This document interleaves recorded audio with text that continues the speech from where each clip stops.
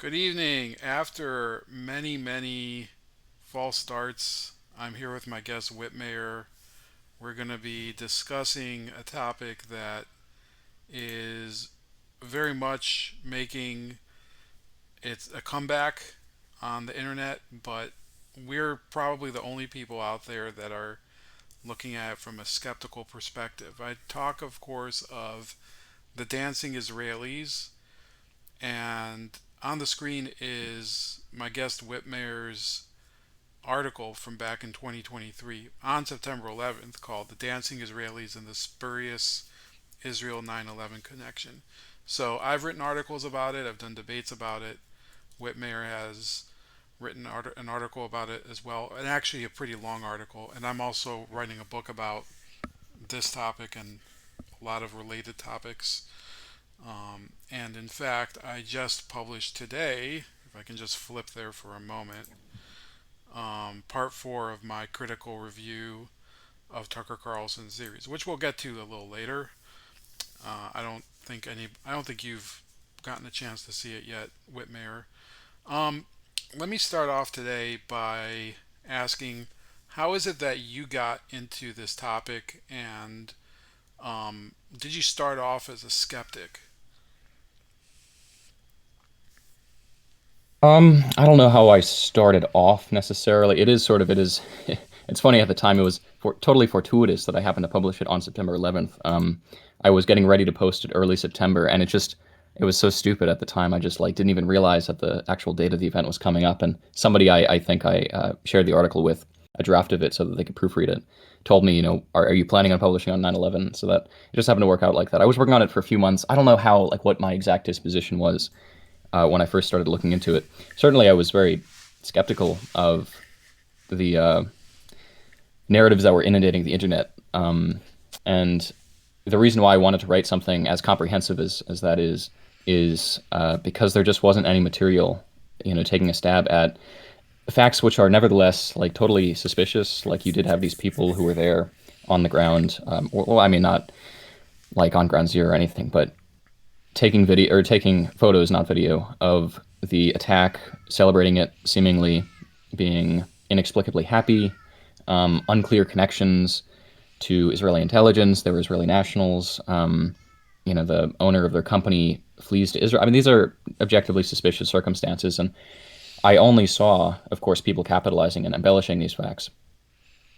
People like Ryan Dawson, and that's actually the entire article is premised around his documentary, The Empire Unmasked. I wrote it 2 years ago, so it's a little bit faded in my memory by now. But and I think I watched not the entire documentary. It's like 4 hours long or something, but the part where he's talking about this specific event, and I just found it just so when you just look it up, so riddled with errors. I think that's really what got me into wanting to write something that approached this topic for once from another perspective. At the time, there was an article from the Gray Zone, which was not all that thorough, but it did provide some important information. And I had also been aware of your debate with Ryan Dawson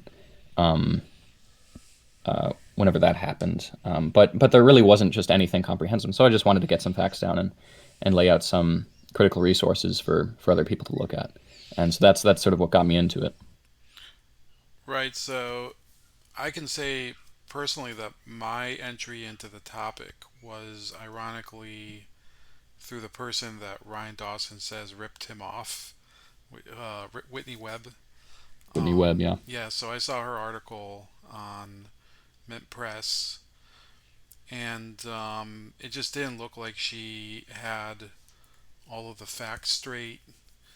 Once I started to actually read the reports, I was like, yeah, they're really missing the point here, which is that yeah, these are suspicious guys who had very very strange behaviors on the day of the event and during the actual occurrence of it.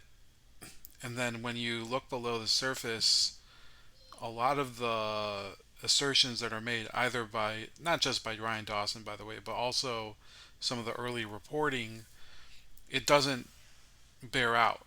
Okay, so there's even today, I know that I was texting you earlier because Tucker Carlson came out with an interview with Kristen Breitweiser, who is known as one of the Jersey girls who were protesting against President Bush in the aftermath of 9/11, and she actually said, like you were saying, um, these were people that were on the ground on September 11th. And she said, "Well, they were near ground zero." Well, no, they were not near ground zero at all. They were actually across the Hudson in New Jersey. Um, Right. Yeah. and through Yeah, and that's why, like, yeah, when I looked I didn't see the entire interview. I think it's like an hour and a half. But she didn't seem that she clearly wasn't very familiar with the conspiracy theory, with the facts of the dancing Israelis. She gave lip service to the art students and stuff like that, but she didn't seem that motivated to go down that rabbit hole. It seemed really to me like that was a bone that she was tossing to Tucker, and then it was Tucker Carlson who later in the interview, when she was naming a bunch of like Arab countries, that she was saying that I forget the exact thing she was saying, but like her lawyers or her legal team was telling her that she couldn't pursue yeah, litigation against these foreign countries. She listed a number of them, but she quite conspicuously left out Israel, and it was Tucker who said, "Well, what about Israel?" And so I don't think I thought she had her own things to say and wasn't really too focused on it. So I didn't I cut her some slack on that, I guess. yeah. I think maybe you're right in reading how she was responding during the interview. Um, it could be that because over the past year I've been spreading out and looking at a few other issues, not necessarily just the dancing Israelis, but Right. other threads along the 9/11 truth um, rope. Um, I've started to notice these patterns of behavior among these truth activists that are just. It's harder for me to give them slack because I think if you're going after this um, after this truth for now almost a quarter century, and you allow yourself to lend your name to some of these absurd beliefs, I think it definitely hurts your credibility. And in her case, she lost her husband. Um, I don't want to be like the people who are now piling on Erica Kirk. Not that I worship Charlie Kirk and Erica Kirk, but they're like, oh, Right. she's grifting off of his death or whatever. But um, a lot of the discussion had to do with settlements and where the money goes and everything. And I guess somebody has to talk about it. However, in listening to the whole interview, and I'm going to listen to it again because I plan to do a breakdown of it at some point. It struck me Mm. that she's one of these types who is incapable of accepting any evidence that's presented to her. So she's always seeking the truth, while rejecting what's brought to her.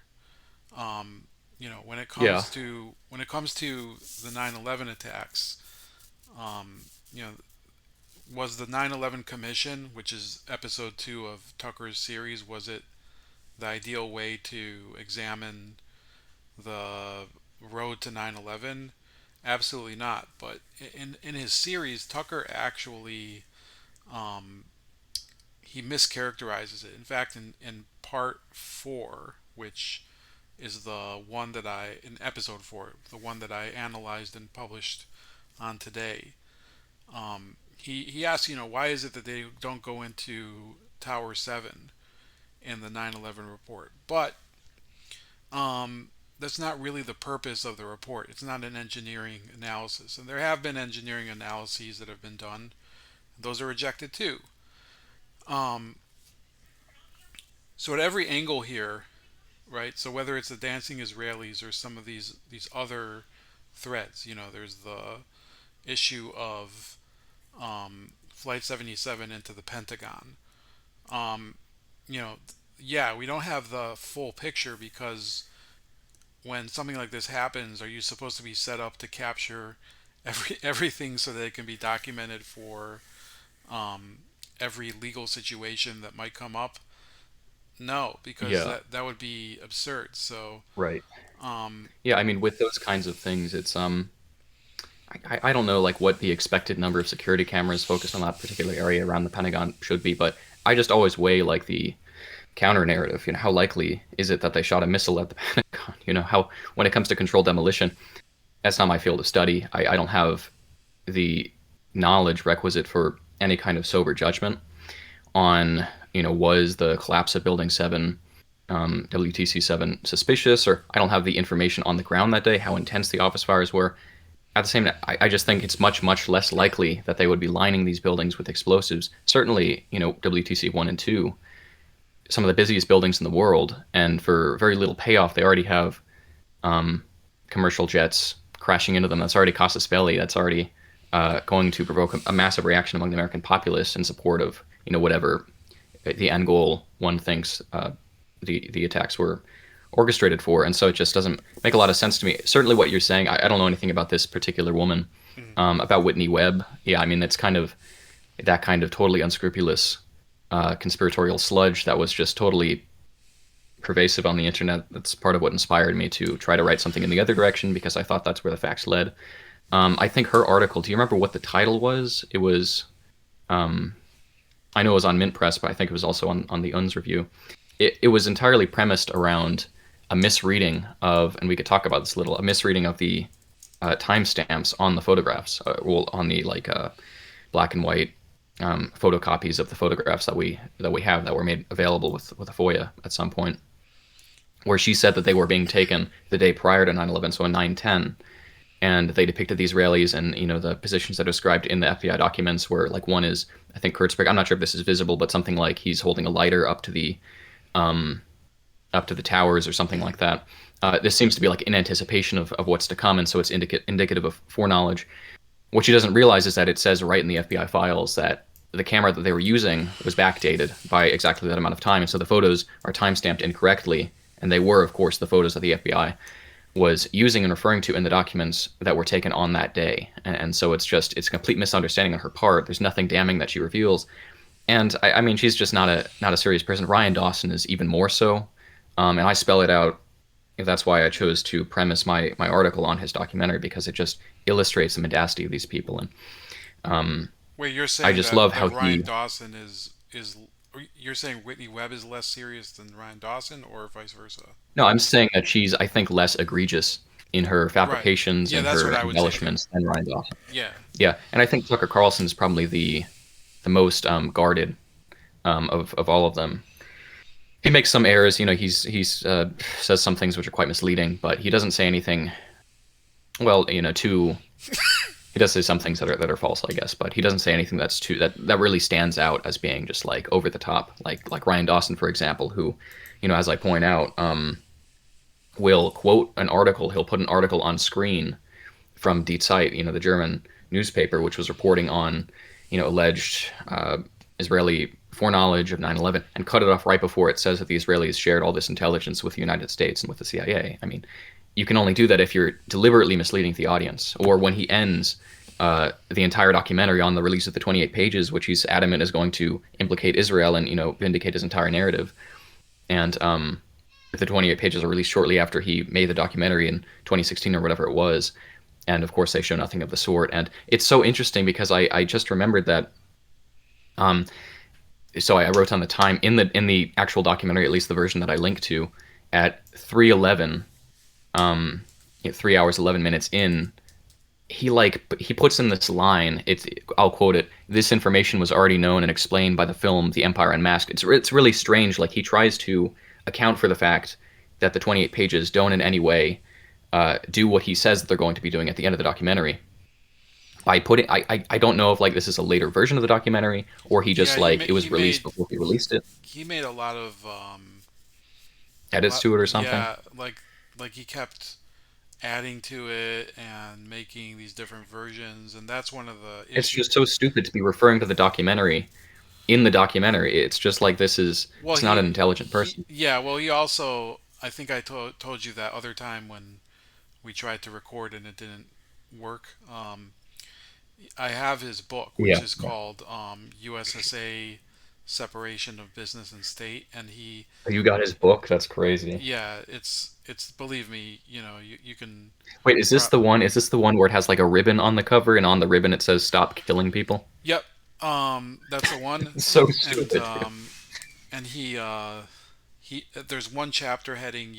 When you start a chapter in a book, you might quote somebody who is an inspiration like Mark Twain. So he quotes Ryan Dawson. Of course.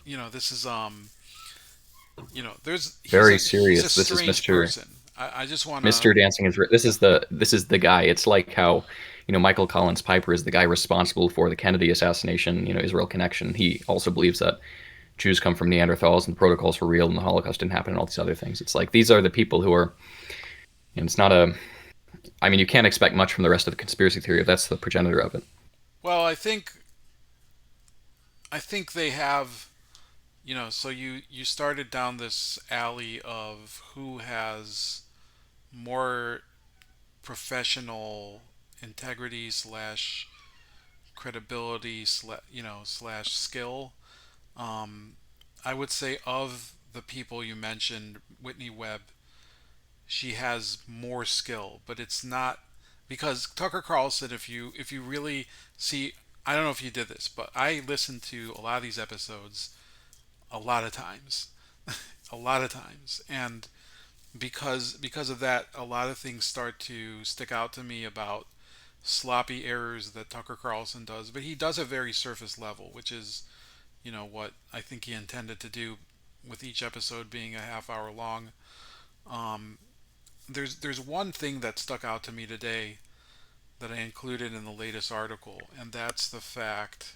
And I'll get back to Whitney Webb and um, Ryan Dawson too. But if on the screen, um, if you're viewing this, so I have two of the guests that were on episode 4, John Kiriakou, who's all over the place today, and then there's Michael Scheuer, who was the CIA head of station for Alex Station, which was the Yeah, main. I don't see, there should be an option to share your screen. It doesn't really matter, Oh, let me but, yeah, let me do that then. I yeah. might I might as well. 1 second. I'll share my screen. I could just pull up the YouTube stream too if you're streaming. Oh, I'm not streaming anything. Yeah, I'm You're just just recording, okay. yeah. Um, yeah, I figured today we'll just record. All right, can you see it? So that's completely gray for me. Um, How about now? if we can't get it to work pretty quickly, then you could just forget it and just like read it out to me, and it'll be Oh, fine. well, let me just send you the article in All right. our Discord chat. Um, we're gonna do today Richard Hanania style, where I don't Oh know wait, if no, you. no, no, no. It's up for me. Oh, it Okay, is just up took for a you. while. Okay. Um, yeah, sometimes it takes a minute.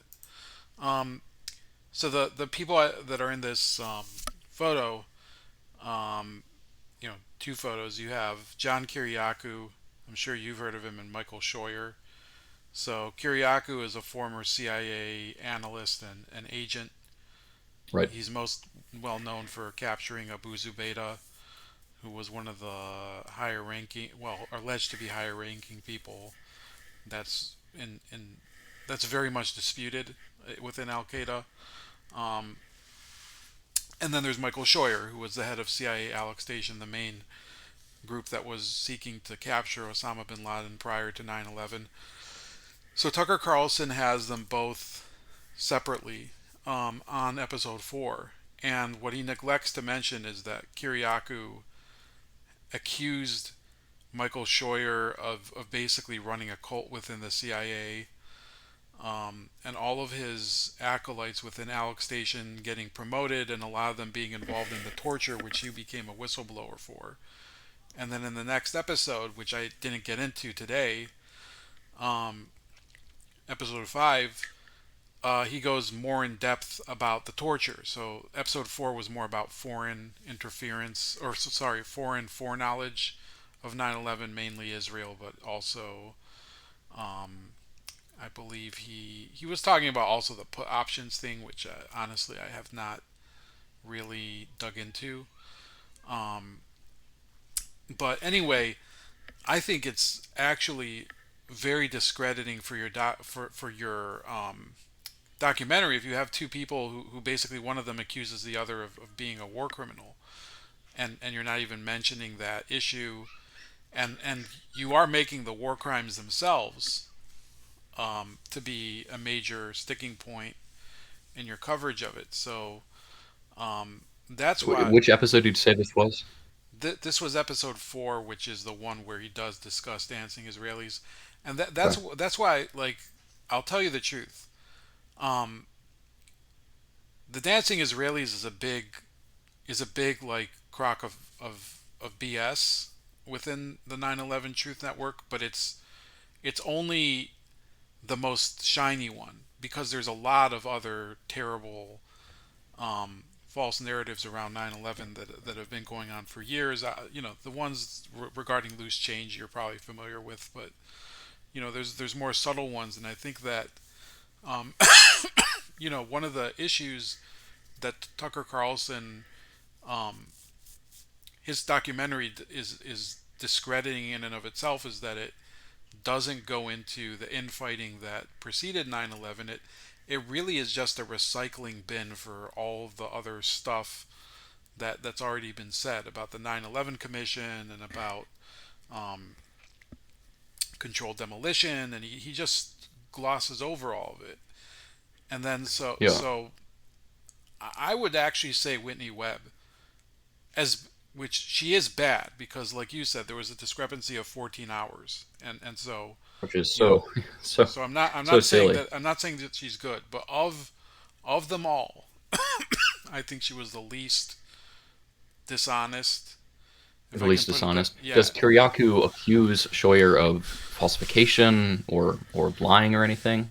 he doesn't accuse Michael Scheuer personally of the war crimes. He accuses him of basically like his group within Alex Station after 9/11, even though they failed to capture Osama bin Laden, which Michael Scheuer blames on the White House, on the Clinton White House.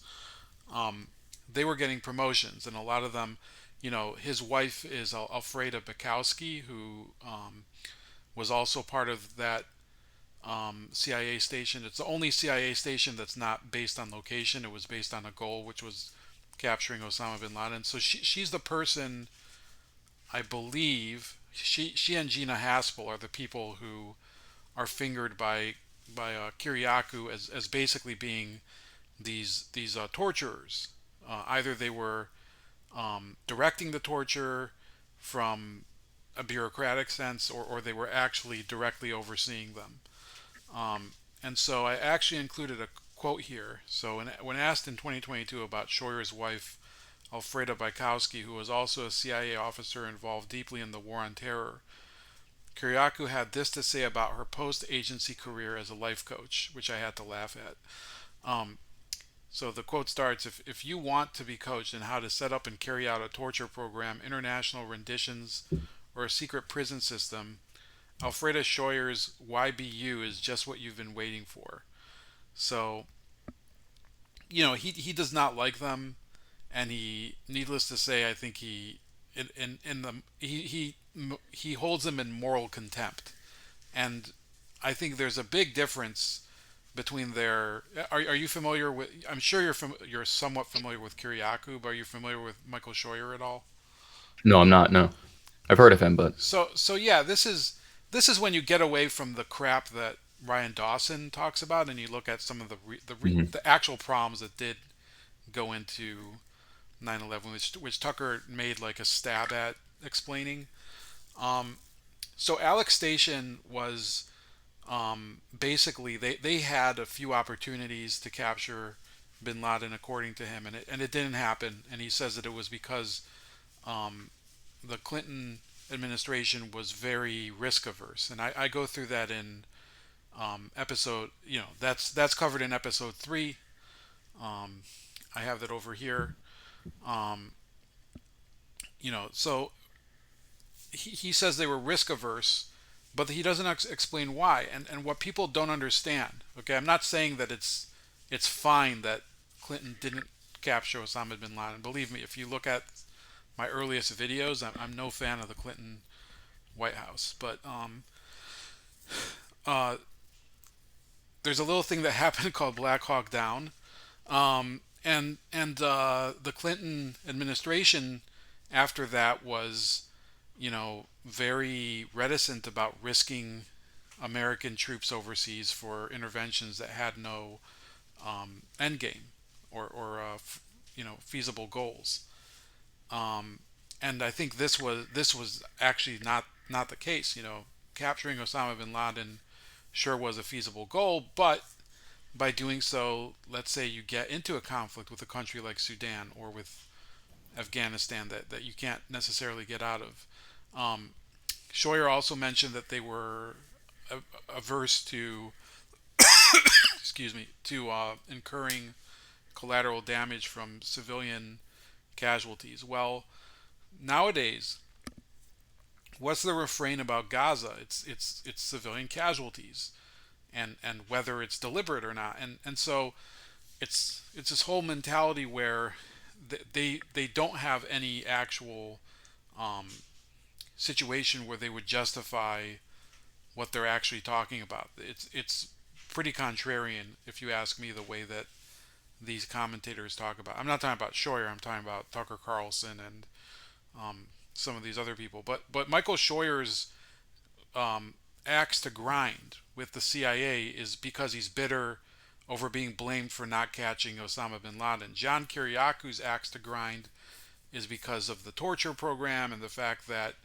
in one of his, he ended up going to prison because he was accused of disclosing the identity of a covert agent. So it's very different motivations and also, contrasting goals. So these are, Kiriakou did. He was convicted. yeah, he was, he was, excuse me, he was, I think he pleaded guilty um, Interesting. to this one charge. And I understand where he's coming from because I read I read a book about a year ago concerning the torture program, and it didn't make any sense. It actually was seemingly pretty counterproductive as it related to Abu Zubaydah and getting credible intelligence. So I don't necessarily buy the whole thing where innocent people, all the people that were tortured were innocent. So some people even claim that, but in truth, I do believe that there was abuse that was uncovered, and I understand a little bit of where both of these guys are coming from. But Tucker Carlson's error is that he doesn't mention. So you're having two people in the same on the same topic, and there's actually a really deep philosophical and personal conflict between them that he just doesn't disclose. And I think that's pretty unethical. If I don't think that you should be able to get away with that. I don't know what you think about it. Um, Um, yeah, look, I did watch the episode 4 that you're talking about. I can't recall the exact implications of something like that. It's one thing if to bring Michael Collins Piper back into this real quick because I always bring him up on this point, but be he my does guest. this thing where he Anytime somebody brings him up, I'm yeah. yeah, right. Yeah, so he does this thing where he in the beginning of his book, I think it's in the first chapter or something like that, he talks about, the precedent of like Israeli assassinations, of course to buttress the ultimate conclusion that they were the ones who took out Kennedy, or at least in large part responsible for it. Hmm. Um, and so he goes over the claim, which just today I found was perhaps not that true, that I think it was the Stern Gang had attempted to assassinate Harry Truman, Hmm. um, which there's apparently more to that. This was something that was repeated by Truman's daughter in a book, and that's a source that Piper cites, but that was premised on not personal knowledge, apparently, but on some other source that got it incorrect, or at least they said that this was admitted to by the Stern Gang, even though it was apparently disputed by the Stern Gang. So there's something uh, not exactly settled about that. But he also brings up that the Viktor Ostrovsky's allegations, he wrote he was this Mossad spy who defected. I'm sure you're familiar with him. Yeah. And he wrote a number of books, capitalized on it. Um, where he at one point, I think it's by way of deception, he accuses the not the Mossad in toto, but like a rogue faction within the Mossad of attempting to assassinate George H. W. Bush at the Madrid talks. And so Mike Mm-hmm. Collins Piper uses that data point, in building up this kind of precedent. What he doesn't mention is that later in that book, Ostrovsky mentions the Kennedy assassination, and he says that the Mossad was completely confused by it, and they were running a number of tests trying to figure out who the actual culprit was, and they didn't buy the CIA's explanation. And he goes through a number of things which totally fly in the face of Piper's main point. He doesn't mention any of that, and so if he did, he would probably write off Ostrovsky as a valid source, but he uses him in this particular um, uh, point to make it seem like uh, it's nevertheless true that they were trying to assassinate H.W. Bush, or that they had that in them. Of course, that was ultimately unsuccessful. And so that's a kind of selective citation where you cite someone without disclosing that they also believe something that completely contradicts another part of your argument. Right. And so if that's something like this, where um, you know one of the guys um, Michael believed Scheuer. something about the other person which was incriminating, or in other ways contradicted what they were telling the audience in episode 4, and Tucker doesn't disclose that disagreement or something, that would be similarly dishonest or deceptive, I I think guess. it's a good. I But think that's it's a not good what you're saying comparison. happened. I think it's a fair comparison between you're saying. So let me review what you said. So you said that Michael Collins Piper cited Ostrovsky about the George H.W. Bush assassination Yeah. attempt, but also ignored his disclosure, which I believe to be accurate, about the Mossad not being confused about what happened with the Kennedy assassination, right? Yeah, I'd have to review the Yeah, exact pages, yeah, the yeah. exact discussion of the Kennedy assassination. But when I read it, So it was completely contradictory to the narrative that Piper was spinning. so in this case, with Tucker Carlson, he's taking one witness who is probably the main expert he cites regarding the CIA torture program, and Mm. then he has another witness, so that's Kiriakou, and then the other witness, Michael Scheuer, who's more attuned to early intervention episodes against Bin Laden, but he's also married to the woman that Kiriakou accuses of being one of the people who ran the torture program. Like that might be important. Like that. I don't know if it's exactly the same situation, but I still think it's pretty unethical. Plus, um, the whole complaint about the torture program is nobody really ended up being held accountable for it. I think even the contractors that actually performed the torture have never been prosecuted. And I get it; it's very legally ambiguous because you know if you read, I'll send you the title of the book I read later because it is kind of eye opening how far they went and how little they got out of the torture. Um, Yep. but the truth is that some of the guys that they were torturing were guilty, and they just Naturally, yeah. they just went after a very very Dick Cheney signed off on it. It was a terrible idea, and I think that they were doing it out of their own vindictive sense of revenge over 9/11. And you know I don't want to get into this too much today because I hope we do more of these chats a different time. But if you look at some of the early prosecutions prior to 9/11, it's not like you had to torture people necessarily to get the evidence that they were committing these terror plots. For example, Ramzi Youssef, the 1993 bombing mastermind. I don't recall there ever being an episode where they had to like do anything close to let alone waterboarding. But some of the things Kiriakou describes in chapter 5 include hitting somebody with a phone book or slapping them on the stomach and stuff. Stuff that sounds kind of benign but might be a little jolting in person. So um, really, so getting back to these characters that we're examining. So Whitney Webb and Ryan Dawson. Yeah, well, I, so all of this all of the above discussion, yeah. this is going to be covered in your book. Oh yeah, there's all these characters in it. I mean, I don't have space yet for Tucker Carlson. I might have to just attach the articles as an appendix because you know I do have an interest in getting it published or at least self-published in a timely Yeah, do you have manner. like a do you have a timeline for that I was at all? hoping it would be published by now, but they're keep the problem is that so much more garbage comes out, and That's then true. Yeah. this Brightweiser interview today was just or whenever it was. I think it was on the 21st. It was put out. Okay. So the people just keep churning out more terrible um, inaccuracies, and I just have to. I feel unfortunately, with the exception of you, there's nobody else who really takes this topic seriously, and I've tried to um, tell other people, there's all these idiots who call themselves, Israel advocates or whatever. It never made sense to me.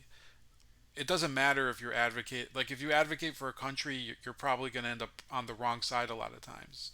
I think when I grew up, I did come from a religious household on my dad's side at least, and the school I went to supported Jonathan Pollard. And then when I read about the actual case, I found out that Jonathan Pollard was a lying piece of crap. And so I don't And it's do. not even just like the acts of treason. It's just like Oh he's a yeah, he's just degenerate, a like just in terms horrible. of character. Yeah, he's not. You know, he's that Yeah. this would take a long time. But I think, fortunately, there's a few people out there. I think, the work, the type of work you put out, the type of work that Paranoid Paul puts out, and there's a couple other people, um, and there's other guys that are more well known, like Liel Leibovitz. I think is as a pundit he's good, but I've seen generally, him around, yeah. yeah, generally I think people don't understand that we're the people that are using this topic, 9/11 and the dancing Israelis, are weaponizing the fact that people won't address the details. And I get it. A lot of people aren't going to be even satisfied if you explain the actual situation because they've become ideologically captured. But I feel like it's important to write Yeah. down the actual facts.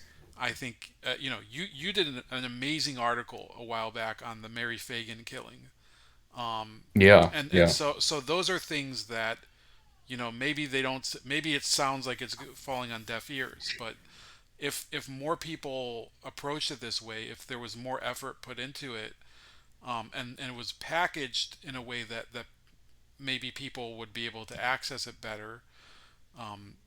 We're both writers. I know a lot of people are too lazy to read. Um, I think that it would be it would be easier to Yeah. counter signal some of this garbage instead of there's people like is that lady named Emily Austin the one who does those stupid influencer videos where they're drinking milkshakes. Um, it's Look, just I've heard of right. I'm not too familiar. so I think that Fortunately, I don't there's spend that time. yeah, But I yeah. think there's a problem where in order to deal with the generational divide on Israel, these pro-Israel people are trying to mimic Gen Z trends, and so they end up looking pathetic and just culturally slow, right? So they're Oh well, just that's a whole other discussion right, about the how inept Hasbara and not even just like pro-Israel, but also like pro-Jewish or like yeah, the ADL and how they just have totally lost the plot and just have no idea how to deal with these. That's a completely different conversation. Perhaps we could have sometime. But yeah, and yeah, and I think I certainly I like a book of your caliber or the caliber of yours would probably do very well. Something addressing and it is worth noting that as anti-Semitism these kinds of things become more mainstream, there will be a larger audience for such a thing. I think if it's dressed up a certain way and if it's marketed well, I think that could ultimately do quite well. Right, if it's and covering the dancing Israelis and related sort of conspiratorial precedents. And I know you are planning on talking about like Piper and those old radio shows and those old organizations and newsletters, right? I have That written nexus. yeah, I have written newsletters about Piper already. Um, Would and that they fall under the domain of your book? yeah, some of it will be um, I do profile a lot of these people in the book, including Piper. Yeah. So I have Piper in there. I have Dawson. I have Webb. I actually have a lot of material on Whitney Webb. Um, and I try. The problem is, and I'm gonna have to go through this in the editing process. I do want it to Yeah, sound you more. better be totally meticulous with the facts just to Yeah, avoid any it's both potential that, legal and I clips. want Yeah. it to sound. I want it to be clinical because I don't want it to be just this person is a dumbass. Whatever. It's Yeah, not. yeah, yeah. So the that Nothing too polemical or emotional. That's always better. right, and that's the thing. So the series that um, Crackpot History put out regarding Daryl Cooper, I think did that. I think he even I think the evidence is that Daryl Cooper was such a bitch and ended up blocking him and having this tantrum over the fact that somebody made a series to refute all of his Fear and Loathing in the New Jerusalem. I think it's proof that it was a good podcast. Now, is it going to be as widespread and well known as the one it's critiquing? I don't know. I don't think so. Um, it did pretty well for a very green podcast, one that was by somebody who didn't really have much exposure. But that's the type of thing I hope to do Yeah. at some point. Obviously, as you can tell, I'm not great at doing these recordings. Um, so I'll have to. Well, certainly there'll be, as I was saying, more and more demand for that kind of thing in the future. Yeah, I don't know much about Daryl Cooper anymore, or ever since he went on Joe Rogan, because he's blocked me for ages. I don't know why. I don't know what I said, but he seems pretty liberal with his blocking tendencies, for one. Yep, I'm blocked Um, too, and he blocked the yeah, we could. West Watches guy too. So, well, we could talk about what Tucker says in episode 4, I guess, as sort of a segue back into the swamp of things. Oh yeah, episode 4. So unfortunately, um, there's gonna have to be multiple um, installments for episode 4 because what he wrote about, or sorry, what he said about Tower 7 was just riddled with very misleading stuff. So in the 9/11 world, I get it. We're drifting away from dancing Israelis, but I feel like I have to at some point because um, if somebody's telling a lie about something else, it also I think gives you a window into. Can you still hear me? Because I think there was a little bit of interference. Yeah, I can hear you. Okay, good. Yeah, my browser is not loading. Okay, here we go. So he goes into this whole thing where he can't really believe that Tower 7 came down because of the video and how it looked like a global failure and everything. Now, the area I think where he really lost me was where he started to compare it to three other building blazes. Um, One was One Meridian Plaza in Philadelphia in 1991, and then there was First Interstate Bank in LA in 1988, and then there was Grenfell Tower, which actually made world headlines recently in London. Um, and they were just high-rise building fires that occurred, and the building didn't collapse like Building 7.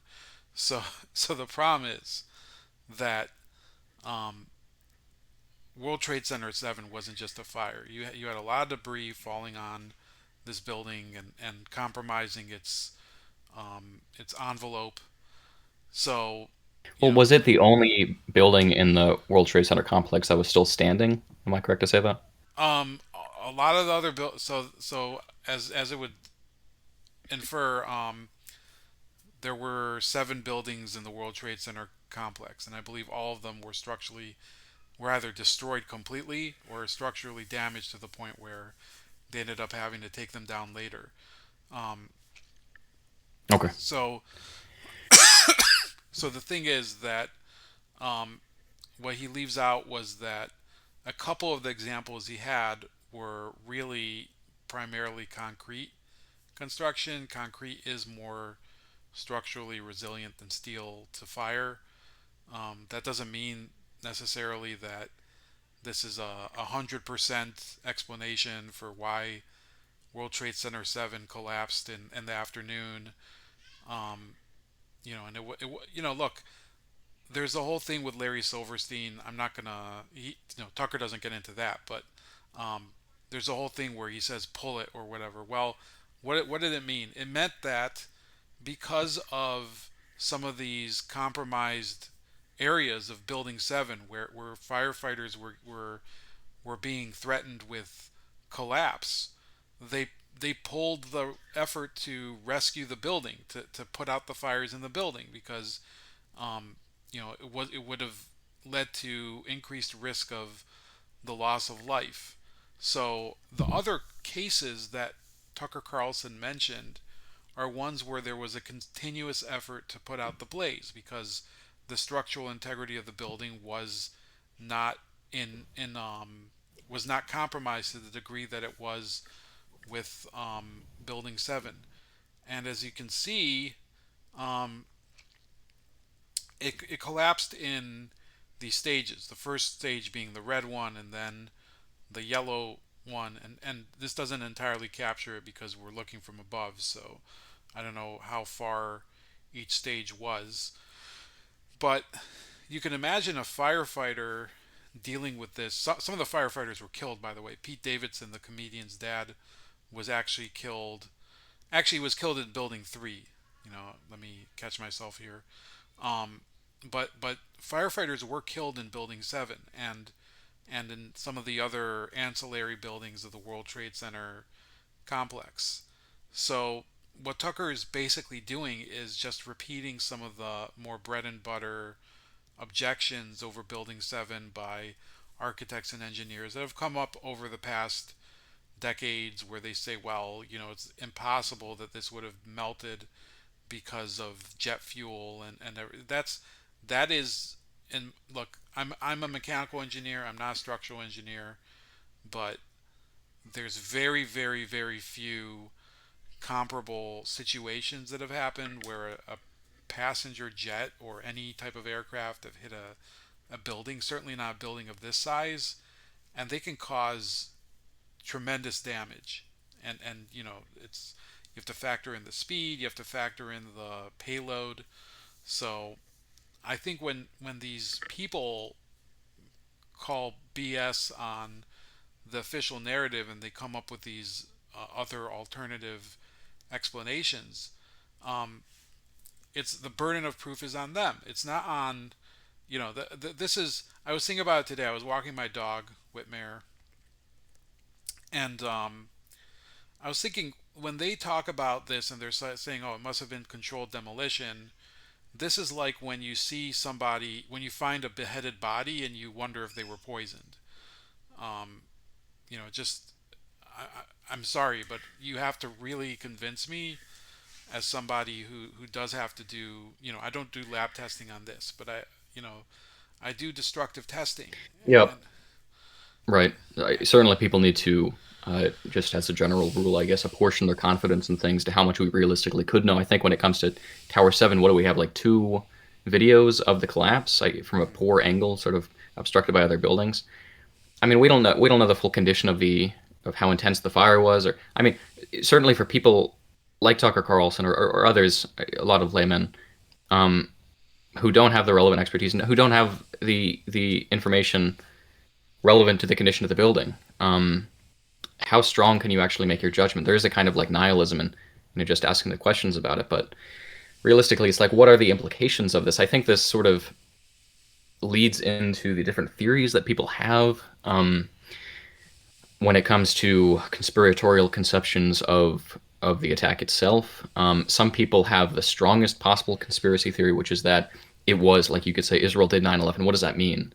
it's not that they had foreknowledge and withheld it or something. It's that they literally did it. And some people point there's like a recording of the hijackers, and people say that their accents sound Israeli or something. Some Right. people go that far. Yeah. Some people talk about Larry Silverstein, of I've heard course, as that. you mentioned, Hmm. um, and uh, and then some people talk about the building demolitions. Or Um, Steph and Wertheimer, right? I don't know if you that's the Ryan Dawson one. That Steph Eitan Wertheimer, Wertheimer, yeah, or yeah, Eitan Wertheimer. I get, yeah, the son. yeah. Well, Ryan Dawson also talks about the alleged George Washington Bridge van, which was packed with explosives about to blow up the George Washington Bridge. I mean, he said that there were four.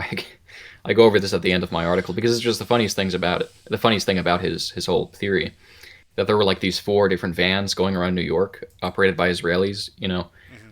One of them was trying to bomb the George Washington Bridge to cause another tragedy, and another one was like it had literally like a mural of 9/11 on it on that side, which is so interesting to me. It's Yeah, you could pull up the table of contents, whatever. It's right at the end there.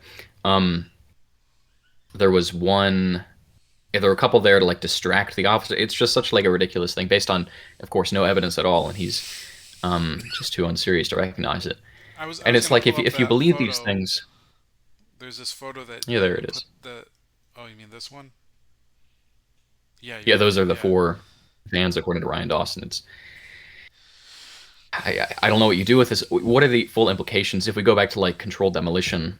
Um, there was some sort of entity that had clearly the involvement of the American government. You could say the Israeli as well, but this would have to have had the involvement of the American government that was able to, without real detection, um, plant all of these buildings with explosives, very busy buildings in a very busy city, um, and to demolish all of them. I mean, I guess one, two, and seven at least had explosives planted in them, lined throughout the entirety of the building. Well, nobody noticed. Without any kind of test run or anything, an extremely risky operation Yeah. that implicates this is not just an attack carried out by Al Qaeda or Muslims, radical Islamists. This is an attack that implicates a wide range of figures, and this is a massive kind of conspiracy. And I don't think they really grapple with those implications of that. Um, yeah, that's just a completely different can of worms. Certainly, the more sober perspective, I say sober, the less radical perspective that someone like Gerald Shea, who wrote that memorandum that Carlson quotes from Hmm. Yeah, in the episode four. R2s. Hmm. There's the other argument that yeah, that Israel or the Mossad possessed foreknowledge, which we know they did to some extent, which is because they passed the intelligence over to the CIA, as I already said. But Hmm. they didn't share enough of it, or they withheld it in a certain way because they ultimately wanted the attack to go through, even if they It was weren't the not ones who specific. were directly orchestrating the attack. Yeah, Yeah. so I guess we could talk about how Carlson approaches this in episode four. Um, Hmm.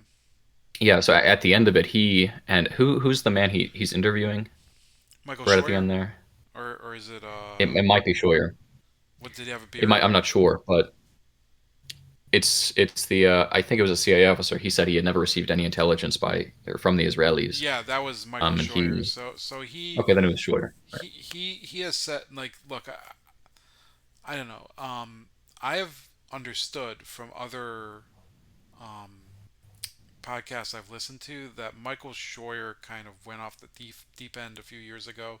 Now this is a Tends guy to happen. who was, it's a little sad because maybe you can understand he'd be bitter because he's one of the scapegoats of 9/11.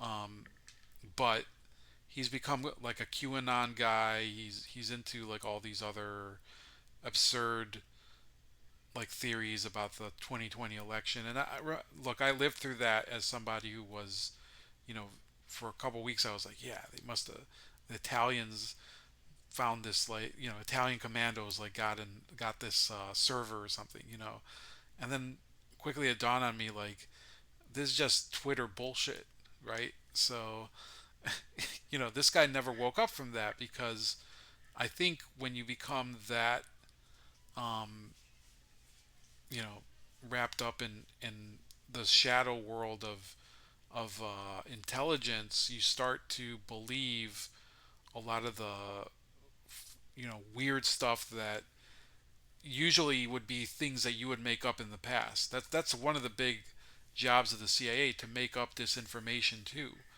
Um, and maybe he's part of the whole sphere of people who do put out some of these fake myths about elections and things like that. So um, I don't want to attribute motive, but I remember him saying that the Israelis have never shared any bit of useful information with the Right. U.S., and that's a whopper of a Seems a claim.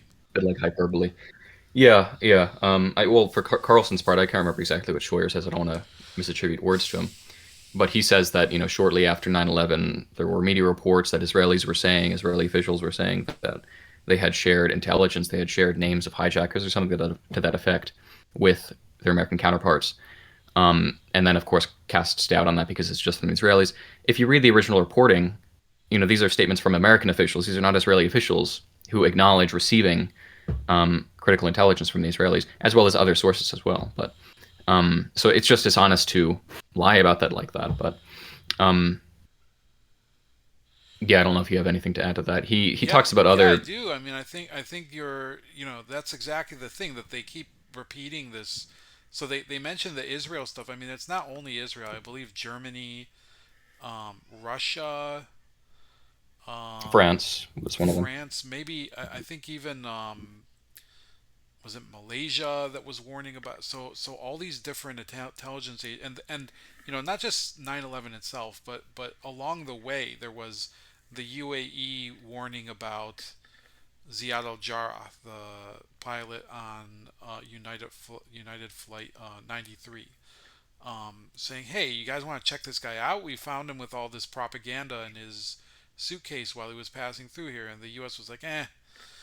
So I'm, I get It it was a with debacle. right, and I think it's part of the problem is maybe to quote Dave Smith or to paraphrase him, these guys I think were dealing with a lot of material, so maybe they were triaging which they would take more seriously. Um, and I've never worked in that field, so um, I would show some grace, just like I have to show some grace to Kristen Breitweiser because she lost her husband.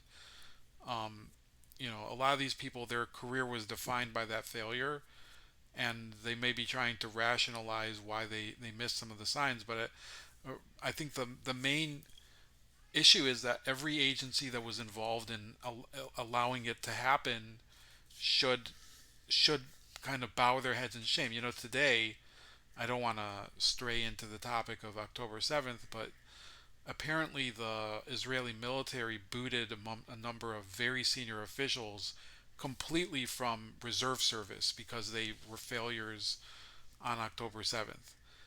And I can foresee that the people out here, here in the West will say, the people who criticize always will be like, well, of course these are sacrificial lambs in order to shield Bibi or whatever. But in the U.S., we didn't really penalize anybody for the negligence of 9/11. I think people were given a little bit of a stigma, but when um, when he said, "Oh, that we didn't get any useful intelligence ever from Israel," I have to really um, wonder about that.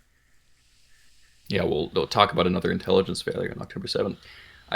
These guys should not have been allowed to use their real identities to board planes and enter the American airspace at all, especially certainly the ones who were known to be associates with Al Qaeda prior by the CIA from the Kuala Lumpur meeting and everything like that. But um, yeah, well, he also says, I guess at one point, it is important to something he doesn't say is that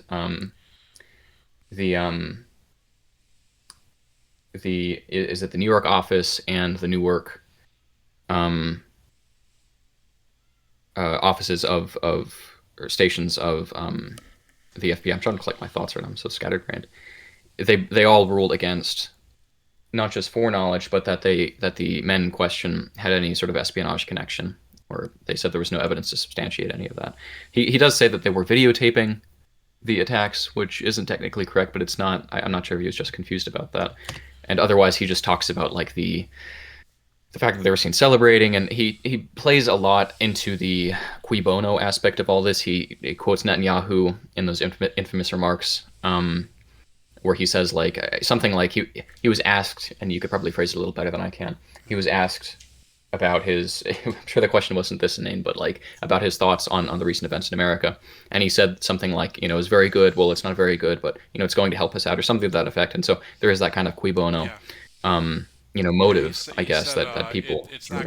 He said it's good. Well, not really good, but it will be good for relations. And basically, what like so there's an interview. Maybe I mentioned it last time we spoke on the phone with David Wormser, who was one of the clean break guy. I know we didn't talk Is about this a that. recent interview? Maybe like a month and a half ago. Yeah, yeah. I So haven't seen it, but I'm meaning to. yeah, that's a good interview, by the way. I don't know if I sent you the link.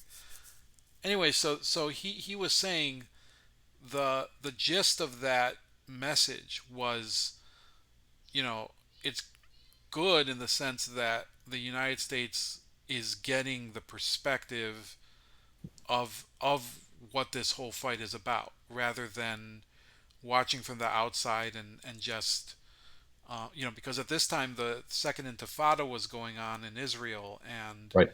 so I think it was a bet. Certainly, there's a lot of things that Netanyahu says that I would classify as tone deaf and idiotic, and this would count as one. Like if I would have responded to that, I would have said, yeah, this is absolutely unthinkable, and the United States, a country that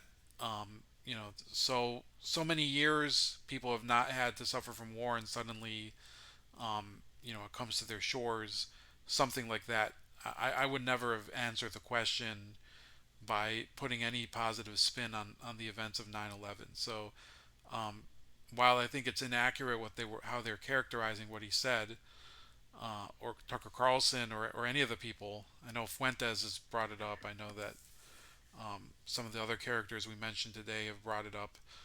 Um, I think he digs his own grave when he comments on these. I think Netanyahu is still stuck in the mentality of Cold War anti-terror fighting, which is when he was.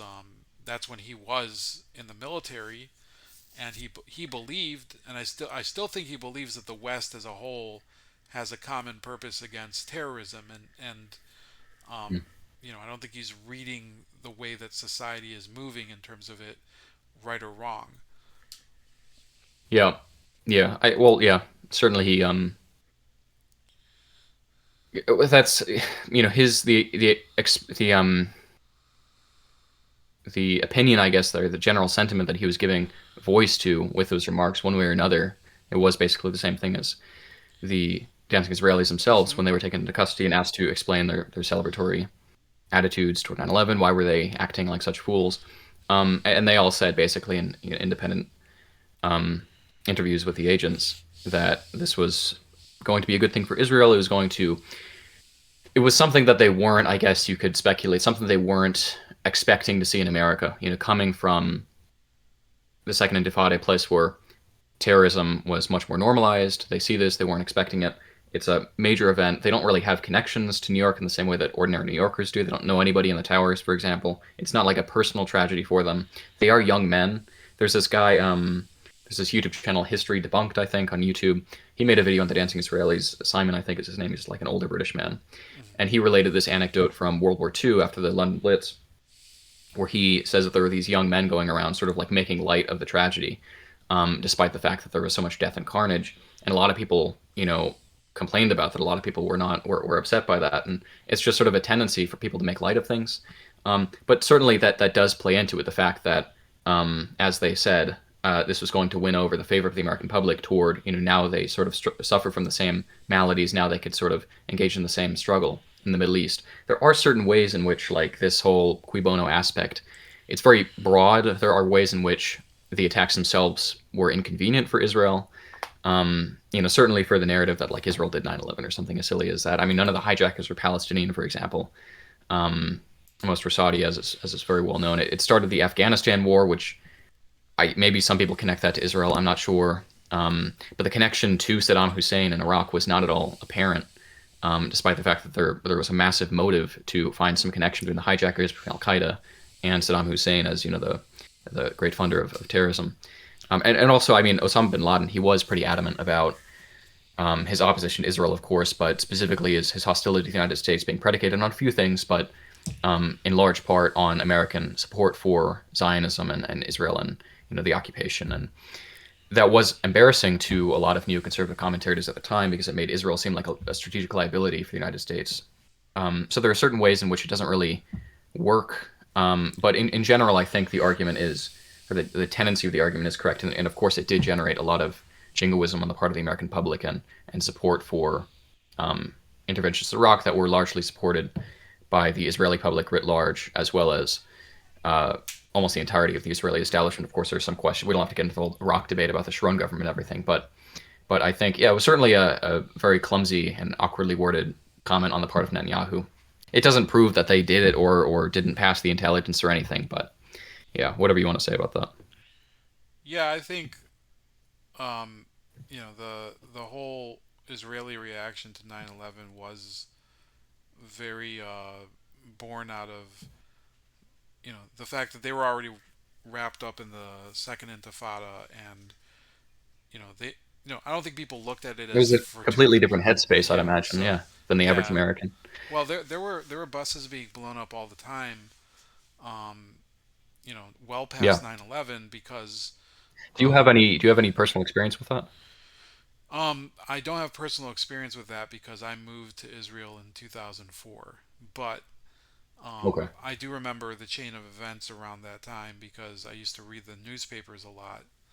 Um, and certainly I had relatives who were living through it, so there were a number of very prominent bombings of that period, like the Maxim restaurant bombing in Haifa, where a lot of my family lived, and people were afraid simply to go out at night or at any time because using uh, Americans who are not from the big city don't understand that throughout Israel the bus system is very much something that people use. Obviously, people have their own cars, but public Sure. transit is a lot more commonly used there for commuting because it's not that big of a country.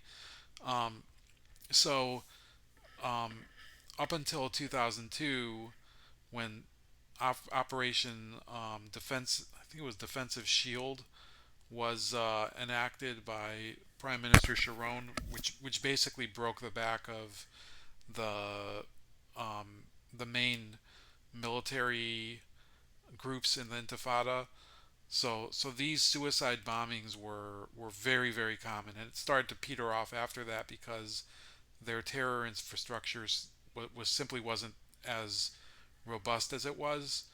Um, so yeah, 9/11 attacks were huge world news everywhere, including Israel. But you have to remember other things were going on at the same time as well.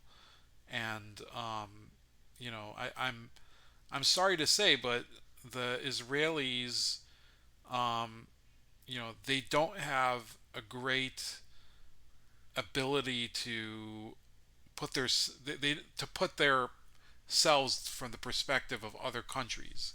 I think that they try, but Mm, they're not good at it because they're very much.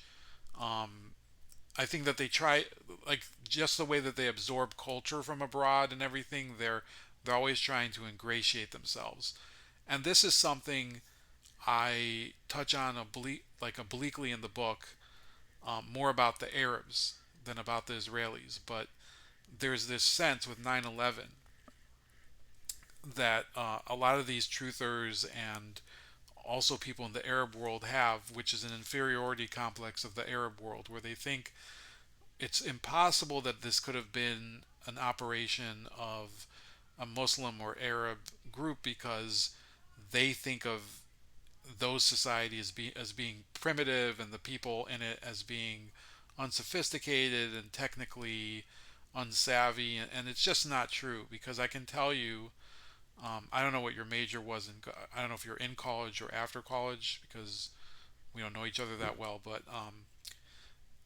I can tell you if you go to any engineering faculty at many of these mid-size or smaller state schools in the United States, there are a lot of people from Arab countries and other Muslim countries. And yeah, some of them I think are not great because they were pushed into that field because it's just emphasized in their country, but they don't actually give them the foundational education for it. So Saudi engineers aren't necessarily good, if I can say that. I mean, there are a couple that I remember were decent engineers, but certainly a lot of great Lebanese engineers, and a lot of good Egyptian ones too, and Iranians, and those countries actually are very strong in the STEM fields, which is one of the reasons that they all suffer from brain drain because they just don't have necessarily great opportunities in their home countries. Um, so I think that whether it was Piper or some of the other commentators who said, well, these Arabs, do you really believe that they did it?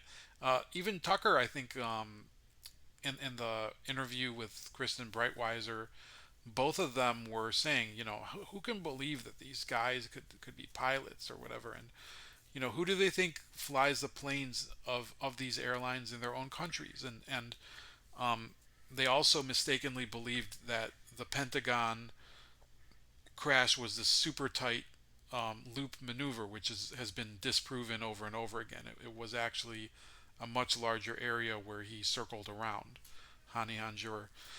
So there's a lot of there's this big tendency to latch on to these um,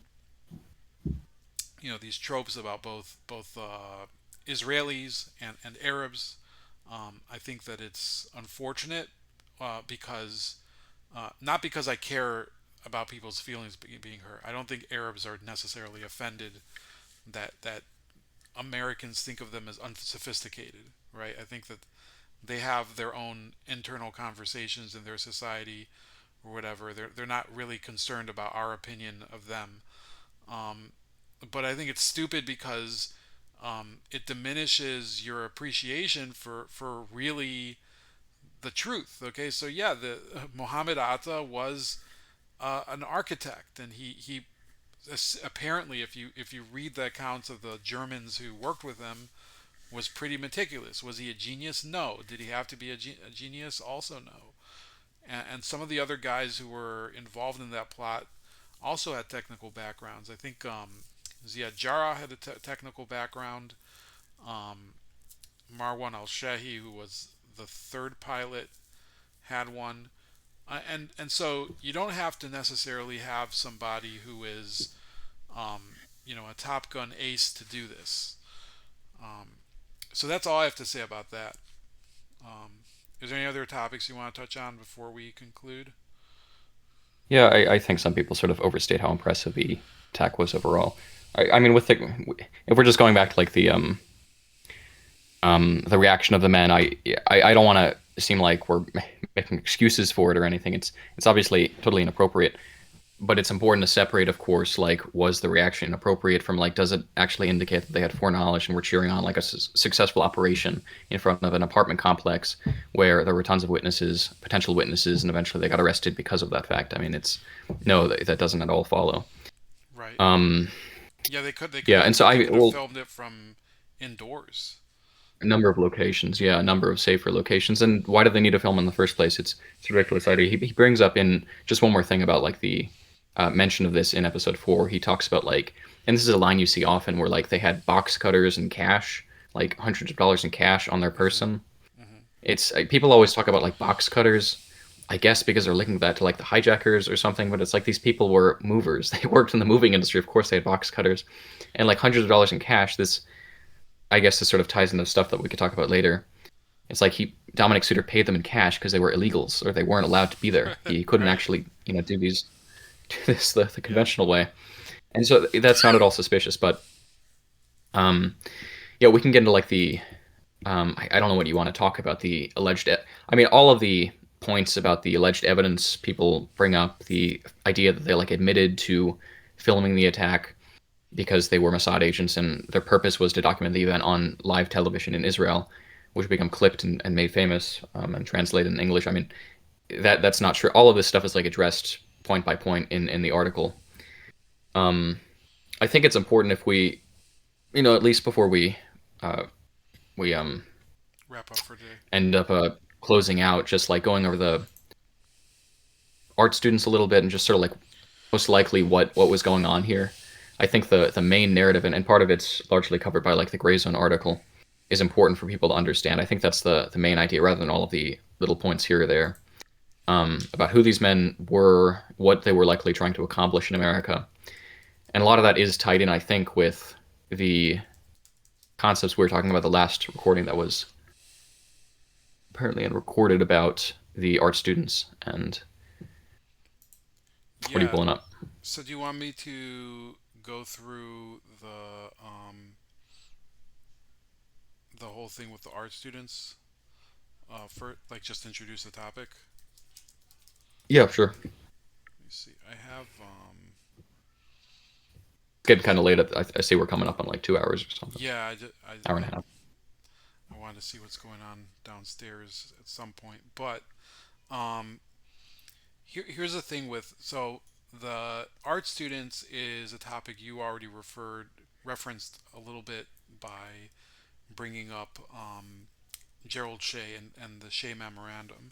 So for those of you that are uninitiated on this, this pertains to an allegation that in the spring of 2021, so several months before the 9/11 attacks, um, that there were these people in these Israeli citizens in South Florida, in Texas, and some other areas where they were selling art door to door, and they ended up going to offices of a number of federal agencies, particularly the DEA, but also the Federal Protection Service, and trying to sell their art. And there was suspicion that these were intelligence agents because some of them actually did have a background in Israel's military intelligence corps, the Aman. Um, so I will go into pretty deep detail in the book on this. I think I have 2 chapters I wrote on it. Um, and basically, the question is this, okay? If one is to believe that these art students were actually intelligence agents tracking hijackers in South Florida and in New Jersey and Texas, there is no evidence that they cross paths with them at all.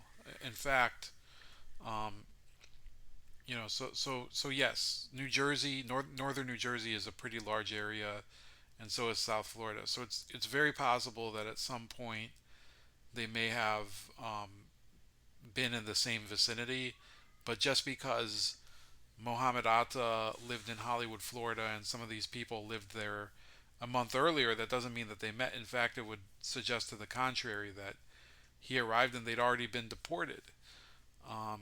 And then, um, in some cases, um, on Gerald Shea's map, he actually cites that they were seen in the art students were seen in Georgia, and there was a hijacker that was in Georgia. But the hijacker just had a flight layover, not flight layover, but like a connecting flight that went through Atlanta's Hartsfield Airport, which is one of the most active hubs in the country. And the art students, I think, were in a totally different part of the state. Um, this is generally an accusation that is based on a very flimsy set of evidence, which is saying that proximity in terms of being in the same state, being in the same neighborhood at any point in time makes one possibly an accessory to one of these surveillance operations. And actually, this whole new thing with Candace Owens accusing that the Egyptian plane pilots of involvement in the Charlie Kirk killing, I think, is very similar. That they were tailing Erica Kirk through all these different locations that she was in and they were in. It reminds me of the same thing. It's very reductive thinking, right? Yeah, That I all think if we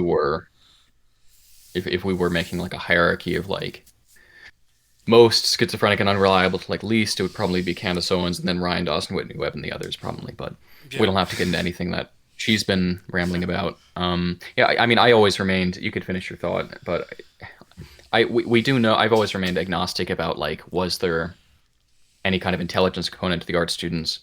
We do know that, of course, the art students phenomenon was widespread in a number of different countries, and it Hmm. both like predated and postdated 9/11.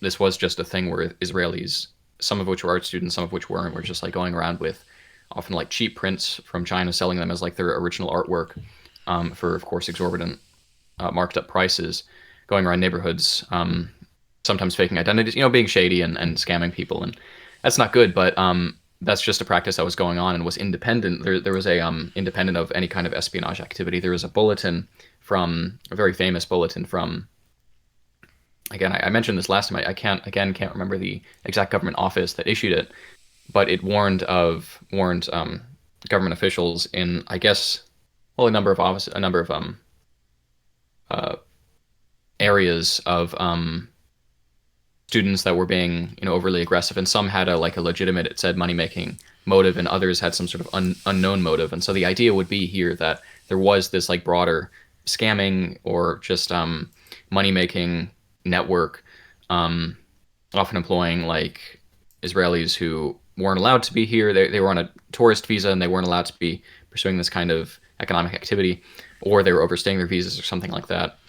And so they come to America and to make money. And but there was some other like shadowing component to it, which would have been used by either Israeli intelligence, as Shea argues, or some people also argued like there's some sort of like mafia connection with the Israeli underworld, specifically connected to the drug trade, and that would make more sense as to why they seem to be targeting the DEA offices so much, and why there was that um, file found in one of the computers that Hmm.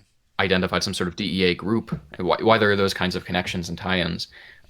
That's never quite clear when you're just considering it from the perspective of, how does this connect to the hijackers? How does this connect to Muhammad Atta and the hijackers living in South Florida? Um, but again, I remain agnostic on whether or not that's actually true, whether there was some sort of component, because we do know that, again, Israel did have some sort of foreknowledge of 9/11. They had some, their eyes, uh, their sights set on some of these hijackers, since they passed the intelligence over to the CIA. And so how they gathered that intelligence is the open question, I guess. And they also do have a precedent of other, oftentimes illicit or sometimes illicit, intelligence gathering operations on American soil. It's certainly possible in my book. And so it doesn't, again, it doesn't show that they like withheld anything. It doesn't show that they planned or orchestrated, as Ryan Dawson tries to make it seem when he discusses the art students. They were like assisting the hijackers somehow. They're the ones who were like giving them cash, like directly, I guess, like Yeah. handing them That they actual wads of cash, and that they literally lived next door. Like he would live take. next door, maybe Yeah. giving them, a massage once in a while. Who knows? But Yeah. obviously that's not substantiated. So even if some of these people were in some sense monitoring, if not known hijackers, then people who are connected, according to Israeli intelligence, to terror networks for their own sake. That might be true, might not be true. There's not a lot of evidence for it, but again, it doesn't like prove anything with regard to the overall narrative. I guess is the point I'm trying to make. Yeah, I mean, I understand being agnostic about it. I personally, um, reading through the DEA file and what ended up happening with them, it's just the lack of concurrence, in terms of the timeline between them being in Florida or anywhere else at the same time as the hijackers. That's the reason I just don't believe it really was related to 9/11. As for the other stuff, that's like you said, it's anyone's guess. Could they have been involved in some drug scheme? There was, and Ryan Dawson actually does say this. There was a lot of involvement. I mean, maybe there still is with the ecstasy trade on the part of Israeli smuggling networks. So Mhm. it doesn't really explain to me why they would walk in the front door to these offices and try to sell a painting to people who are often the types who would set up fake buys for drugs. I just think it just seems like a terribly Yeah, unprofessional it operation. isn't, and that is, that sort of feeds into the other idea that this is actually a front for intelligence, and that they were trying to make it seem like their target was the DEA when really it was, that was sort of just their distraction. Seems like that's totally speculative. That's something people have said though, and it seems quite convoluted. But That's what I again, mean. no That evidence. that it's very so. You know, I I just think it. So think about it. This is why I distrust that perspective. Okay, so um, you look at what the Mossad is known for. So some of their operations that went awry were like the Lavon affair. They could be classified as false flags, right? Um, so I understand from that perspective. This does not seem like a false flag for the. I mean, unless of course they could have been casing a place and thinking, oh, maybe they would leave a bomb there later, for example, something like that. Um, so that there's another reason I really distrust this whole notion that that was how they got the intelligence on the hijackers, or that is how they spy on American intelligence agencies, which is that if you recall the Carl Cameron Fox News segment on Israeli spying in the United States. So I think he made mention of the art students, but there were two stories that he mentioned that I think are not covered enough. I mean, if I was a kook, I would be covering this all the time because they seem much more fascinating. In fact, I'm much more interested to hear more about the Comverse and what was the other The the Amdocs, Amdocs and I think it was. Converse, those two companies. Yeah. Really, if like think about it this way, the biggest intelligence coup the Israelis are known to have pulled off recently was the pager operation. That was a high tech and science and engineering operation, and so and with respect to 9/11, I could totally believe that they would gather a lot of the intelligence on these individuals, such as Nawaf al-Hazmi, through electronic surveillance. Maybe not even surveillance directly of them, but of Omar al-Bayoumi, the Saudi intelligence uh, operative who was on the ground and assisting them. I mean, you could even speculate that you could. There's a lot of ways to speculate about what happened. I mean, has anybody floated that Bayumi himself was spying for Israel? I mean, you could say that's why you bring up Piper. Like he was a master at coming up with new threads of how something like this could have been tied to Israel. Never mind the evidence, right? But you had to It could admit be a skill, yeah. but yeah, it was a good he was good at speculation. I think you have to now following through and giving, you know, concrete evidence of it.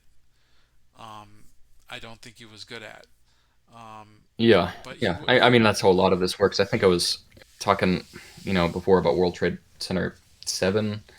A lot of these things, they are suspicious, or they do have, suspicious parts to them that seem to point in a certain direction, but it's like, realistically, how confident can you be in this one thing? And what someone, what a conspiracy theorist would do, typically the mentality is just like, you take a bunch of pieces of a bunch of points like that, and each of them have maybe like 60% probability, 30% probability, 70, and they think that they all point in one direction, but and maybe like at a point by point basis, you could sort of follow the conspiracy in the direction that the author wants it to go in. But when you put them all together, of course, it's like the entire thing falls apart because a bunch of them are going to be incorrect. And people just need to be aware of the limitations of their knowledge, their epistemic limitations, I guess. Um, yeah, well, about the art students, it's just interesting that does again totally tie into the background of the dancing Israelis themselves. What was that phrase that you brought up the last stream in Israeli society about Oh, you're talking about when they making a the cheap buck or yeah. something like that. And You're talking about why they would go door to door selling art. Um, so yeah, like so the typical profile of the art student in yeah. America or in Canada or New So Zealand or wherever they were set yeah, up. the expression you're talking about that I used. So there's a phrase in Hebrew called lasot makah. Lasot makah literally translated means to make a hit. Now it has nothing to do with anything violent, or it means to hit the jackpot basically. And so what it means is that after you leave the army, basically you've been 2 years without any real ways of making money. People don't understand that enlisted troops in the army make terrible salaries, and often they live on poverty wages, and they have to depend on their parents. So when they get out, before they start their university education, if they do even do that, what they'll often do are these different schemes of how to make some money. So there's ways that are more conventional, which are to work at a gas station, which you get. The government will give you like extra money for that because it's considered an undesirable job. And then there's two or three others like that. There's two or three other positions. I don't remember what they are. But then there are these attractive ones that are abroad, different hookups that people do, or at least they used to do. So one of them used to be this whole thing with the moving companies. I think this might have been um, done away with by tougher enforcement. So that goes more towards the dancing Israelis. But the door-to-door art sales was something that I actually encountered because a good friend of mine got recruited to do it. In fact, a couple people I knew did it, and I was actually recruited to do it. I didn't end up going, but one of my best friends went to Ireland, and he was doing door-to-door art sales, and it was a pretty risky venture. In fact, there was another cohort that was arrested for fraudulent art sales from Israel while he was there. So this was certainly a very commonplace phenomenon back then, and um, you know, I can vouch for him. You don't have to believe me if you don't want to, but he was not involved in any intelligence activity. So, I'm speaking to the audience, obviously.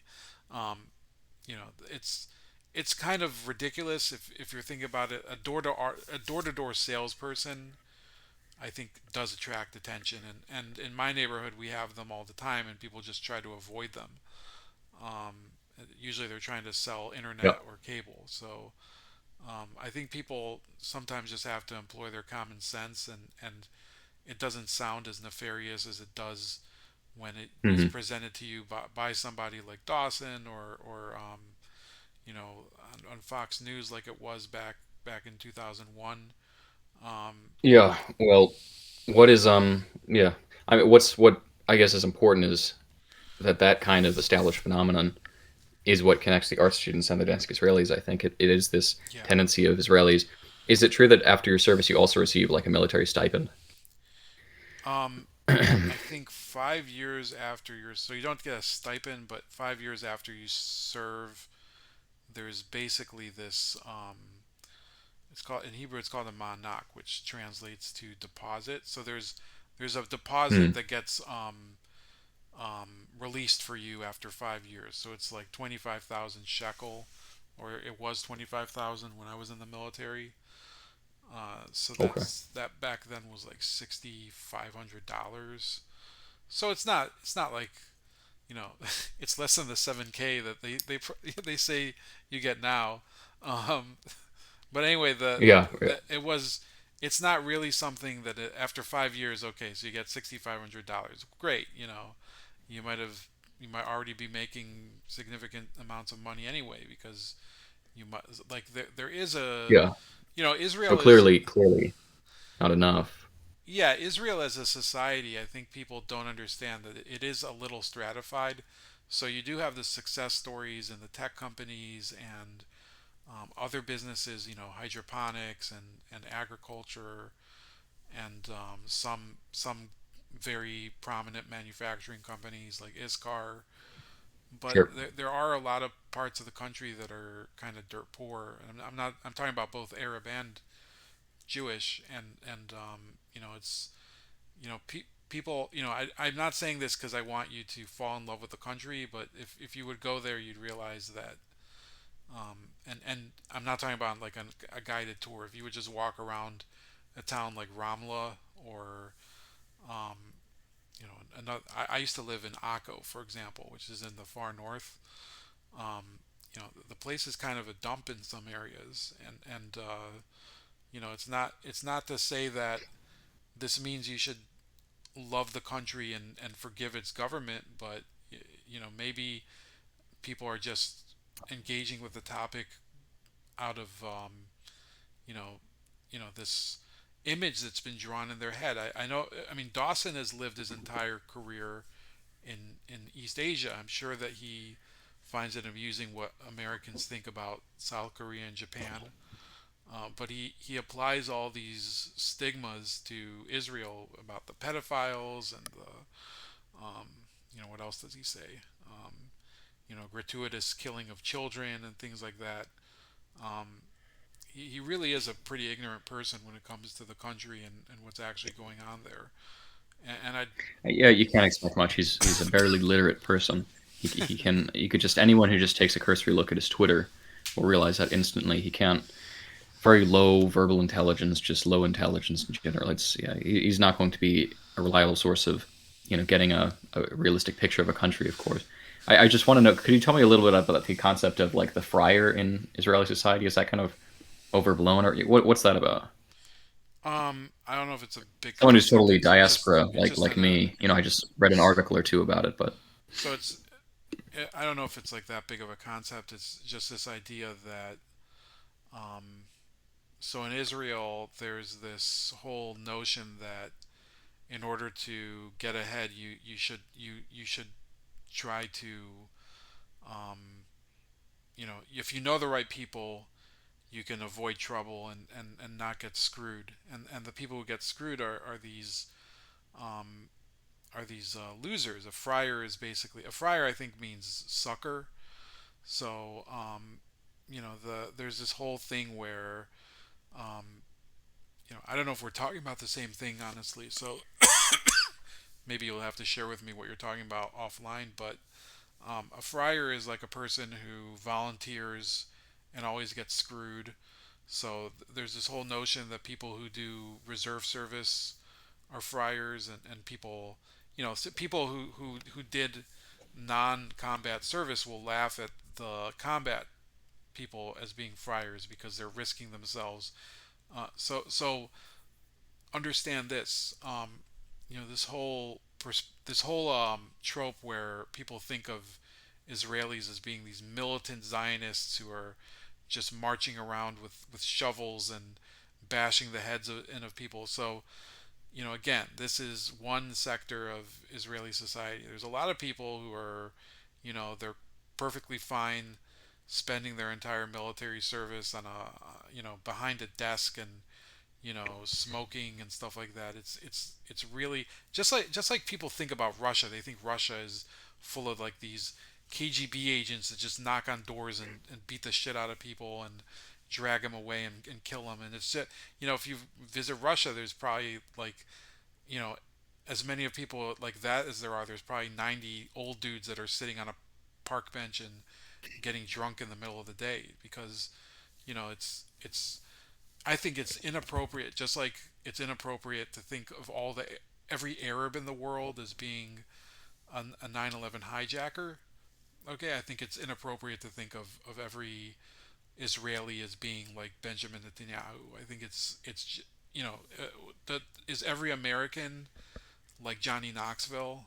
I mean, it's just stereotypes exist, and I think the friar Yeah. concept is something that's common among real salt of the earth Israelis, where they look at people who are suckers, and they're like, that's what I think you're talking about. I mean, correct me if I'm wrong. Well, yeah, what I'm talking about is kind of, and this again is almost, it's a caricature. I'm not sure how widespread this is. This might be a very uncharitable interpretation of it, but it's just more like people who have, I guess, a kind of like more social trust.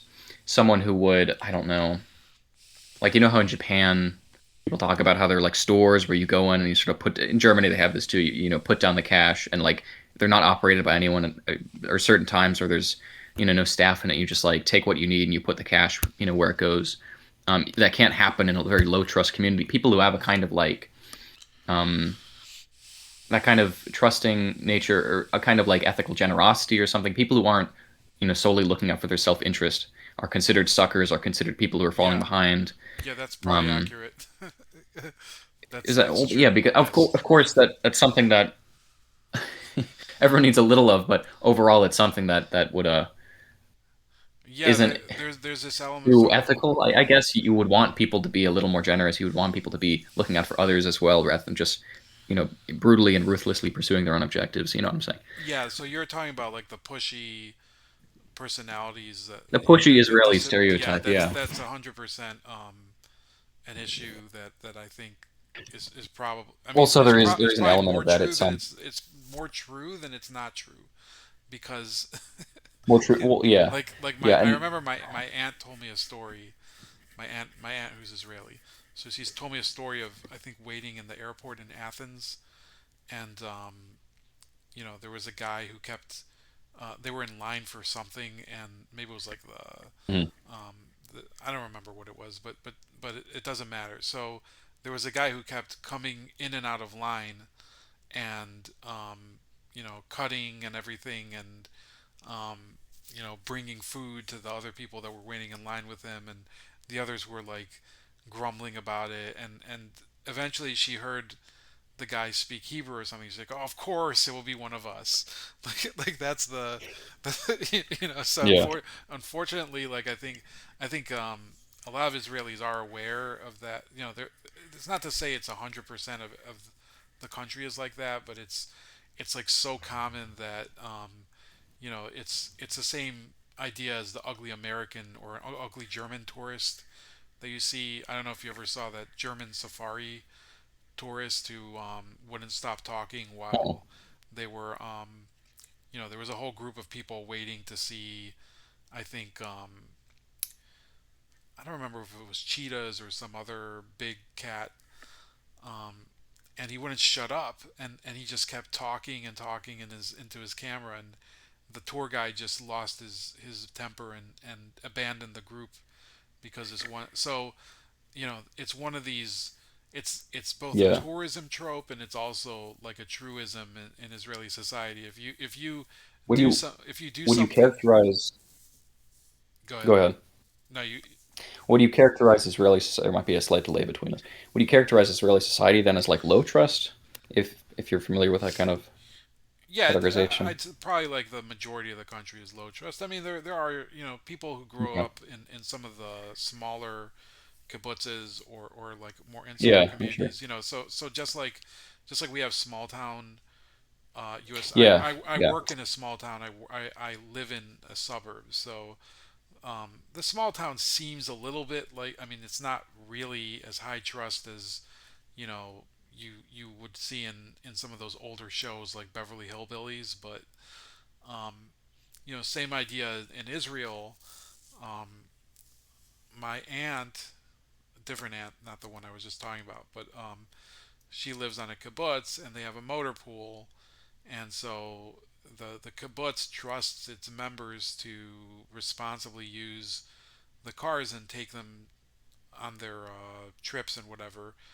That's a high trust kernel of the society, but yeah, it's absolutely. it used to be much more common, but it's less common nowadays because it's a more individualistic society, and I think that when they were more of a socialistic society, it was probably not as big of a phenomenon as you're talking about, but it did start to degrade because of that concept, like the concept of the friar, the concept of another one that they talk about. I don't know if you've ever heard the term combina. Combina is No. probably from, it might be from Romanian, is this idea of having a hookup, like having somebody on the inside to give you like a benefit that normally you would have to wait a long time for. So the Mm. phone Mm. company would take, back when it was landline phones, it would take weeks or months to, I mean, sometimes years um, to get a phone hookup. But if you knew if your cousin was like working for the phone company and they could make the right phone calls, you had a combina. Um, Another Yeah, one, yeah. I guess. Yeah. I just wonder why that sort of developed as a tendency in Israeli society. because Um, Israeli society, as much as so people talk about. I mean, me and you haven't talked about Zionism yet, but I can tell you, well, I know there are like all these religious fractures, and right. I guess 25% of the country or so is Arab, and I guess the So Halonim aren't too fond of the Haredim, and I know you have a very deeply split society. Do you think it has to do with those tensions? I know Israel started out as a entirely well, Ashkenazi, or yeah, mostly Ashkenazi society, more give me a chance. socialistic, and then it I'll developed into something explain. more fractured. Yeah, I'll explain where I'm Sure. coming from here. So all of what you just mentioned is kind of beside the point. So Okay. Zionism was an effort. If you look at a lot of their literature, because I don't really consider myself a Zionist. I think if you look at the philosophy of Zionism, it was a very modernist attempt to apply nation state principles to a group that came from different parts of the world. And I don't think anybody would dispute that. And they were trying to iron out some behaviors that were deemed to be diasporic. So, that's why they went to do collective farms and things like that. And I think they they failed to anticipate that some of those behaviors, depending on what part of the world you were from, are very resilient, and people don't necessarily abandon them simply because you come to a new place. So, um, maybe if they had a lot more time to assimilate these people, it would have like ironed out a lot of these behaviors. But the truth is that when you put together people in the same neighborhood from Yemen, if you put together people in the same neighborhood from Romania, so they just continue to have the same practices, beliefs, and behaviors as they did where they came from. They just might adapt it a little bit to their new setting. So, in the old countries, you had to, know somebody to get ahead. You had to be connected, and the people who were not connected and had to, scrounge were usually the ones who got stuck, um, you know, in poverty, right? So, um, really, I think that the friar phenomenon, the combina, and there's a third concept I was trying to think about, which is protexia. Protexia is a word from Russian. Protexia is when you have somebody who can. It's basically analogous to combina. It means that you have somebody who can straighten you out in a situation. Like if you want to get into the right army unit, if you want to get into the university, if you want to, have Yeah. the pothole in front of your house fixed. So you get protexia from somebody who works in the system. So those are concepts that clash with an ideology that is modernist like Zionism, because that's a philosophy where things are supposed to work the way they're supposed to, and it clashes with the realism, I think, of Jewish life in the diaspora. If you were living in my grandparents in Ukraine or in Iraq, where they came from, I think they would have thought it ridiculous. You just do what the ministry tells you to do. I mean, it's just, you're not gonna, you need to be able to, you know feed your children and be able to buy new furniture or at least fix the leak in your roof or something. And you can't depend on somebody on the system um, on some bureau to do that for you. So um, I do believe that it's an internalized tendency, both what you're talking about and some of the other Yeah. concepts. And it's so it's an inherent And part so you're saying of. because of all the diversity in Israel, because of all the different, um, I think it's an inherent uh, behavior of being a minority in other countries and so you're saying it's diasporic tendencies that yes, are carried over? yes, and Okay. it's I mean I don't think it's only exclusive to Jews because I think I'm sure if you question people from minority communities in the U.S. or other like the Greek American community, they might have similar concepts. Remember, like a lot of Yeah. these immigrant communities here, they ended up going in, including the Jewish community. So I'm not disputing that, but they Well, ended up going into organized crime and political machines. So you right. know, Yeah. And certainly with more, with greater persecution, these arose. Like when you look at like the Ostjuden, the Pale of Settlement Jews, they were always stereotyped for many of these same traits of being too crafty and being too unethical or whatever, not being charitable with others, and not just by the non-Jewish communities around them. You could say maybe there's bias involved in that, but also by the German Jewish community, famously when they were migrating, I guess largely after the 1881 pogroms. Into Western Europe, into Germany, as well as into America, where there's an existing German Jewish community. The Germans hated hated a lot of these people. There were huge tensions, intra-Jewish tensions, yep, because yeah, and a big complaint that the German Jews in New York say had with the recent arrivals of Russian Jews was that they seemed to lower like the standard of business ethics. They weren't ethical like the German Jews, and so a lot of this has to do with the fact that conditions were a lot harsher in Eastern Europe and U.S. societies organized, not integrated into the non-Jewish society as you had in Germany, but organized into these sort of isolated kahals in the midst of this pale of settlement where they were confined to, and there were pogroms starting in the latter half of the 19th century, and I guess that kind of induced this very clannish, very anti-friar mentality. That maybe that's certainly part of it, but I do think that yeah, maybe it also has to do with the fractures of Israeli society because I mean, as we were talking about, um, this isn't just something you were saying that this is something that has worsened with time. It's not something that was as bad at the founding of Israel or early in history. And so, what do you think causes that kind of escalation? That can't just be that sort of militates against the idea that this is simply a practice borrowed from the diaspora, right? yeah. So okay. So to explain what I said earlier, so Israel when it was founded in 1948 was there was a lot more power in the hands of the Social Democratic Party, the Mapai, and they wanted to organize society. First of all, they liked agrarian settlements like the kibbutzes, Yeah, and so those require a lot of the high trust behaviors that they you need to be a friar sometimes, and you need to milk the cows and stuff like that.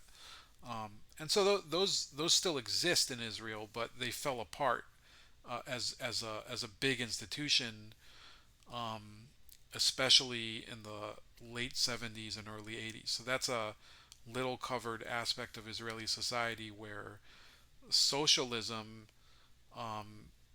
it seemed to tail off in that era because of corruption within those circles. So while they were preaching to the common people that there should be sacrifice and everybody should take their fair share and everything.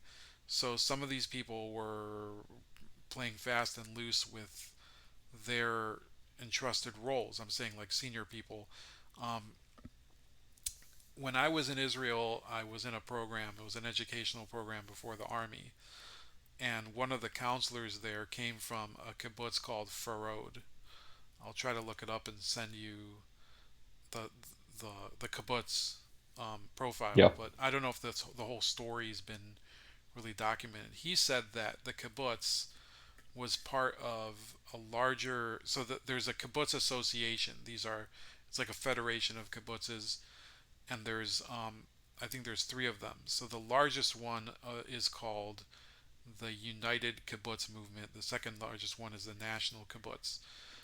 So the United Kibbutz Movement in the late 80s, the treasurer of it started to speculate heavily in the stock market with the organization's funds, and he ended up getting burned like pretty bad, and so his entire kibbutz got basically repossessed under their feet, and so episodes like that eroded the trust of secular Israelis in that type of altruistic vision of society, because a lot of these people, yeah, they earnestly were building up with their bare hands these enterprises, these kibbutz. A kibbutz is called a meshek, or a moshav also. The moshav is the other type of Israeli.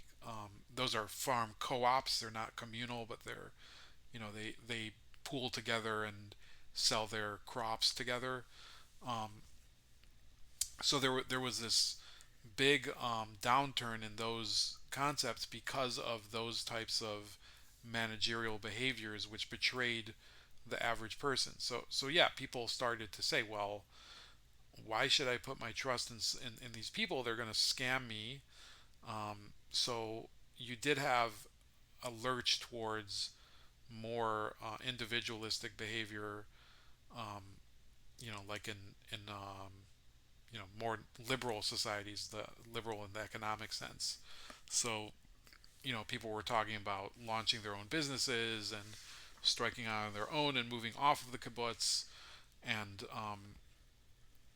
even before that, there was this notion among many kibbutz members, even before the institutions fell apart, that the kibbutz holds you back because sure, you can have your own room and you can visit your parents every day and everybody eats in the same lunchroom or whatever, but the innovation and um, initiative were not really encouraged by those those institutions. I mean, I still have cousins, and You're saying people are just disillusioned with the nature of the thing. yeah, the people wanted, people naturally are materialistic. I don't think it's only, if people want to say this is a Jewish trait, sure, but you know, people would get jealous of one another.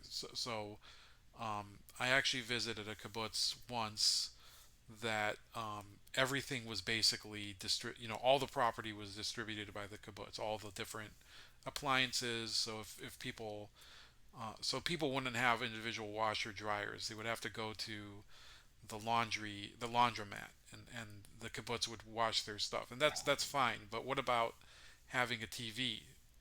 If the whole kibbutz has Yeah, one TV, and people disagree on when to watch TV and what to, not that right. they had a lot of choices, but so people started to smuggle a TV onto the kibbutz, And and so then things break down and things get mismanaged, and people sort of lose right, faith in the system. I can understand because that. individual choices start to diverge, and so Yeah. um, And I that think that was Israeli society overall, would you agree, has probably fractured more than it was at the founding? I know there have been some very heated disagreements in Israeli civil society, yeah, no but I think doubt, just yeah, demographically, the growth of the ultra Orthodox community and the introduction of the Mizrahi communities, which I guess wasn't really anticipated by the real founders of Zionism. Herzl envisioned some sort of like convivencia with the Arab nations, as far as I understand it.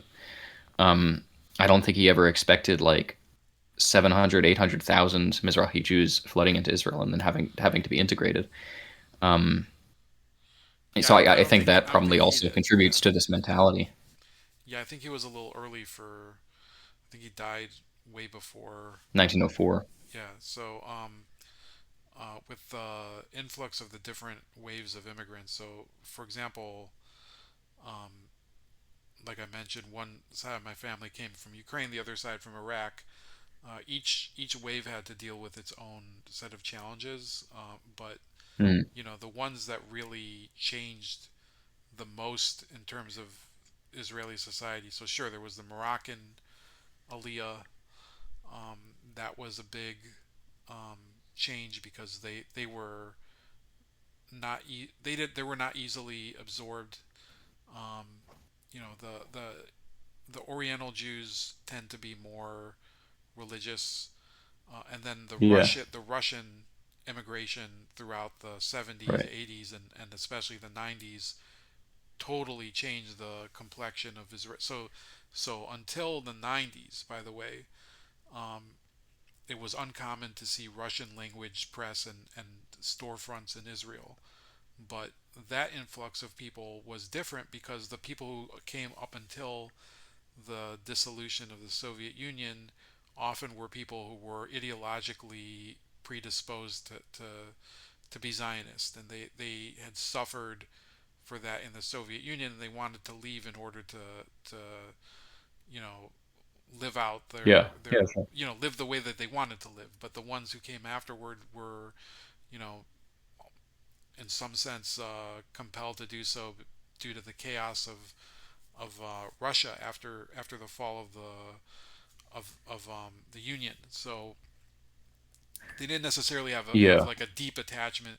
So I'm not saying that they were, but you had mobsters that were moving in. You had a deep Isn't there like a Israeli neo-Nazi gang that was largely made up of yes, that happened these while I lived there. part Jewish, a lot of Yeah, like only vaguely Jewish ancestry yeah. Russian I think it immigrants? was called like Patrol 55 or something. It was pretty So- fun. 20, yeah, something like that. In my Jeez. neighborhood there was a But I mean, guy. Israel, it does provide like a fascinating experiment of Yeah, integrating all of these different people. It is just the diversity of the diaspora is really, it does pose a lot of challenges when you try to like, get the gang back together and sort of LARP as Judeans again yeah. in the Well, Holy Land. I I think other agree, countries can and certainly look to Israel to I would see. say that that's one of the reasons I don't. I can't say I subscribe to you know Zionism as an ism. It's just I think people have natural tendencies Yeah. and don't put these ideals as these big reasons why people. I mean, yes, there are people who are more ideologically driven, but they're the exception, not the rule. Um, Yeah, yeah, there were problems, from sort of just inherent to Zionism from the beginning that would, I guess, looking back, I mean, it's always easier in retrospect, but would become more salient with time. Divisions in Israeli society. I've always been more sympathetic just to like the territorialist view of things, even though that's totally irrelevant at this point, obsolete. But in the early 1900s, um, because something about just the positioning of the state of Israel in the land of Israel, there were people who, of course, wanted it located in other places, and the creation of all of the tensions that go with that. But yeah, I mean, as I think you were getting at it, it sort of does exist. You don't need to be ideologically attached to it to just recognize that like a binational solution is kind of ridiculous, and you sort of have to deal with reality as it is. The reason I just want to get back to the original discussion, unless you have something you really want to say, but I know it's getting late. The reason I bring up the friar concept, and I was interested in that, um, is just because like looking into the dancing Israeli stuff, it really exposed me to like a lot of these Israeli scams in America, hmm and it's just like I'd always you always associate like Indians with scamming and stuff, but I guess a lot of immigrant communities are associated with it. When you have the art students coming here often overstaying their visas, you get this just general phenomenon of like military aged or like early 20s Israelis, young Israelis coming trying to make money in America, often illicitly. And again, this ties into both the art students and the dancing Israelis. And so you had Israelis who dominated the moving scene starting in the 80s and 90s in the New York, New Jersey area, and it was largely reliant on this kind of uh, Israeli immigrant labor. hmm And this is exactly, I mean, it exactly fits the profile of these men in particular and urban moving systems. According to all of the FBI records and the interviews with the other coworkers, if they would, Dominic Suter would advertise in foreign language newspapers, trying to get immigrants to work for him. Oftentimes, these were people who, like I think, 4 of the 5 Israelis were overstaying their visas and otherwise weren't allowed to seek employment, and that's why they were being paid with cash. I think Omar Marmari was the only one who technically was still legal in the country, but it was just about to expire. And So yeah, I mean, this was the thing about the Gray Zone's reporting is they reported. I think I couldn't find much about this, but in 2003 there was that crackdown on these enterprises, and Operation Stope is, and that is God, I have these notes here, but they're all kind of scattered at this point. It's getting so late. I don't know if you have anything to add uh, to what I was just talking about, the moving scene in New York. Yeah, But I think you're just give me a second to organize these oh things yeah, real quick. sure. Um, a lot of these businesses, they're trends that take hold. I mean, in more recent times, Israelis got into absentee landlording in the U.S. So those aren't like the youngsters like you're talking about, um, and that's pretty controversial. Now, it's not really illegal in the same way as these people who come here and work illegally, but it's one of those areas of the economy where they find an opportunity and kind of saturate it, and it ends up some there are some municipalities actually where I live where there's efforts to put in legislation against these absentee landlords. I don't know whether it will go through because it's kind of um, overbroad, right? So and they do need people to invest in real estate here. Um, but yeah, there were a number of other very unflattering stories around that time of Israeli moving companies that were up to other shady activities. There was one in Philly actually that was busted, and somebody had a camcorder that was in that Hmm. moving van that was taking footage. It had taken footage of the Sears Tower. So, Right. Yeah. so I was like, Yeah. I know I'm defining myself as a skeptic. I'm sure that you do somewhat as well. But that was an oh shit moment for me. I was like, oh, are they really right about this? Were they planning to not, the Sears Tower was at the time, I think, tall. It wasn't as tall as the World Trade Center, but it was taller than the Empire State Building. So anyway, I do have to wrap up, unless you have any last Yeah. remarks. Well, so I just wanted to yeah, just mention the traveling aspect. All this.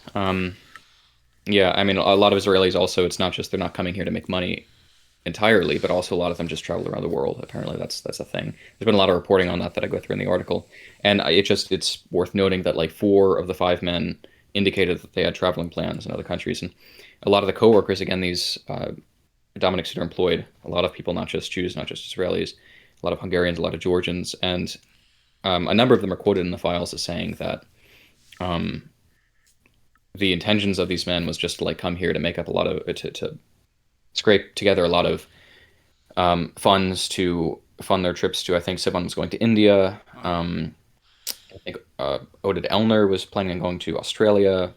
Um, this, of course, in no way corroborates what Ryan Dawson says about them all like flying out in the day after 9/11 or something like that. But I think that's another important component to this. And yeah, Suter, of course, was the man in charge of all of this. Him and his wife, I guess. He owned the company, and it is important to know that like the company was based in New Jersey since 1995. Like they had a history in not too deep, but a history that predates 9/11, and so that is like a flaw in the argument to say that like as Shea said or as Carlson said that they had like overlap with hijackers because there was some hijacker activity in New Jersey.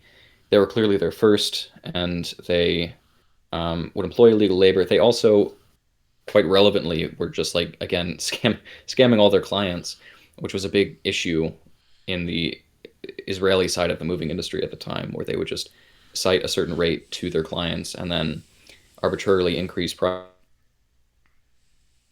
Hello.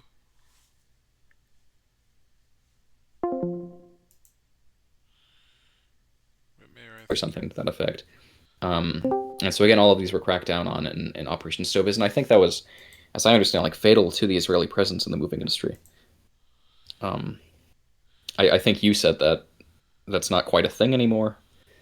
For Israelis to do, it was a big thing at the time, but Yeah, I mean that is the context for why Suter, of course, flees America and goes back to Israel because his employees who were not allowed to be working were just arrested, and soon enough the FBI was going to figure out what was going on, and the authorities were going to prosecute him, and they did ultimately sue him in absentia for violating a number of laws, and it's also been reported that he had complaints, um, predating the attacks from customers that he was defrauding.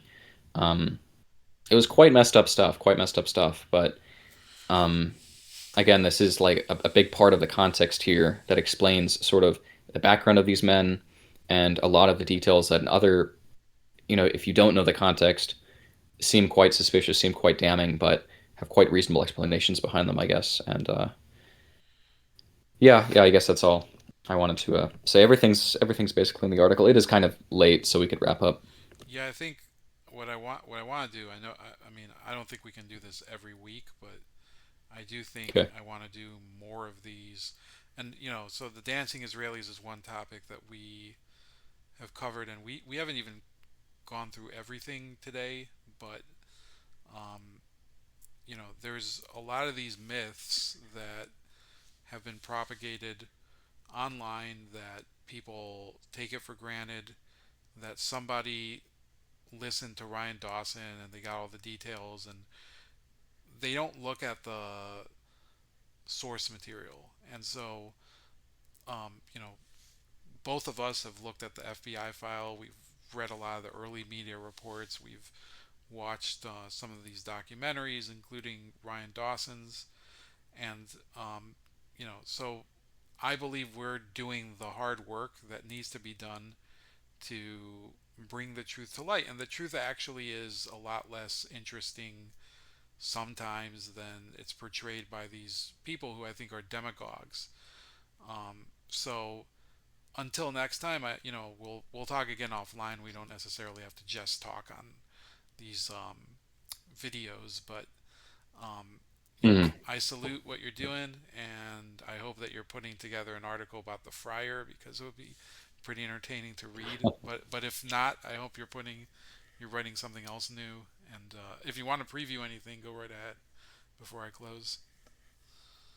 It's a couple things in the works. I don't have anything prepared to announce or anything, but I do look forward to working with you at some point on the JFK stuff because um, I'm much more interested in that than the other lead we were pursuing or thinking about pursuing, which was like the Epstein saga, which I guess is much more relevant. But a lot of people seem to be very interested in the Kennedy assassination, specifically the hyper, Yeah, Mossad theory behind it, and so that certainly has its relevance and seems a lot more interesting to me. I think with the Epstein saga, there's just a lot of ambiguity, a lot of stuff that we just don't know.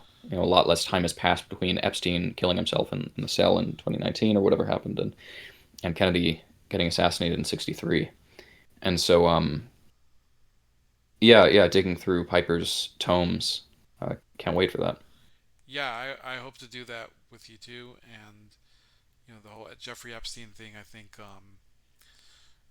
it's We'll leave it's that to the venerable Michael yeah, Tracy, I guess. yes, Michael Tracy, the unparalleled, um, disheveled mind of. I think he's doing a great job. I just think sometimes He is disheveled. He he does has look no like a. tact. That's part of his style, Right, but Yeah. yeah, I'm a great admirer of his. Um, but yeah, we'll keep talking, and we'll hopefully have more material for the audience. And I'm welcome to any questions. Put them in the comment section. And before I go, remember to click the link tree, like, share, and subscribe. All of the different sites are there, including Rumble, BitChute, Odyssey, YouTube, my Substack newsletter, the best place to reach me, and also to reach Wittmayer. He is at, one second, I have you. Um, Wittmayer is at mishrev, mischrev.substack.com. So subscribe to him. And you can also tip me on Subscribestar and Kofi. And pretty soon I might even have a TikTok. So you can suffer through that. All right. Have a great night.